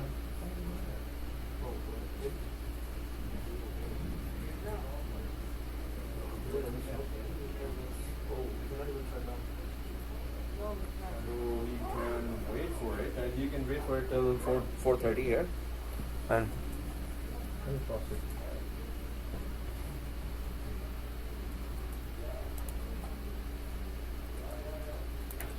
Windows 10 restart now. Yay! Server really sucks. Leaving? Come on, man. See you tomorrow. Yeah.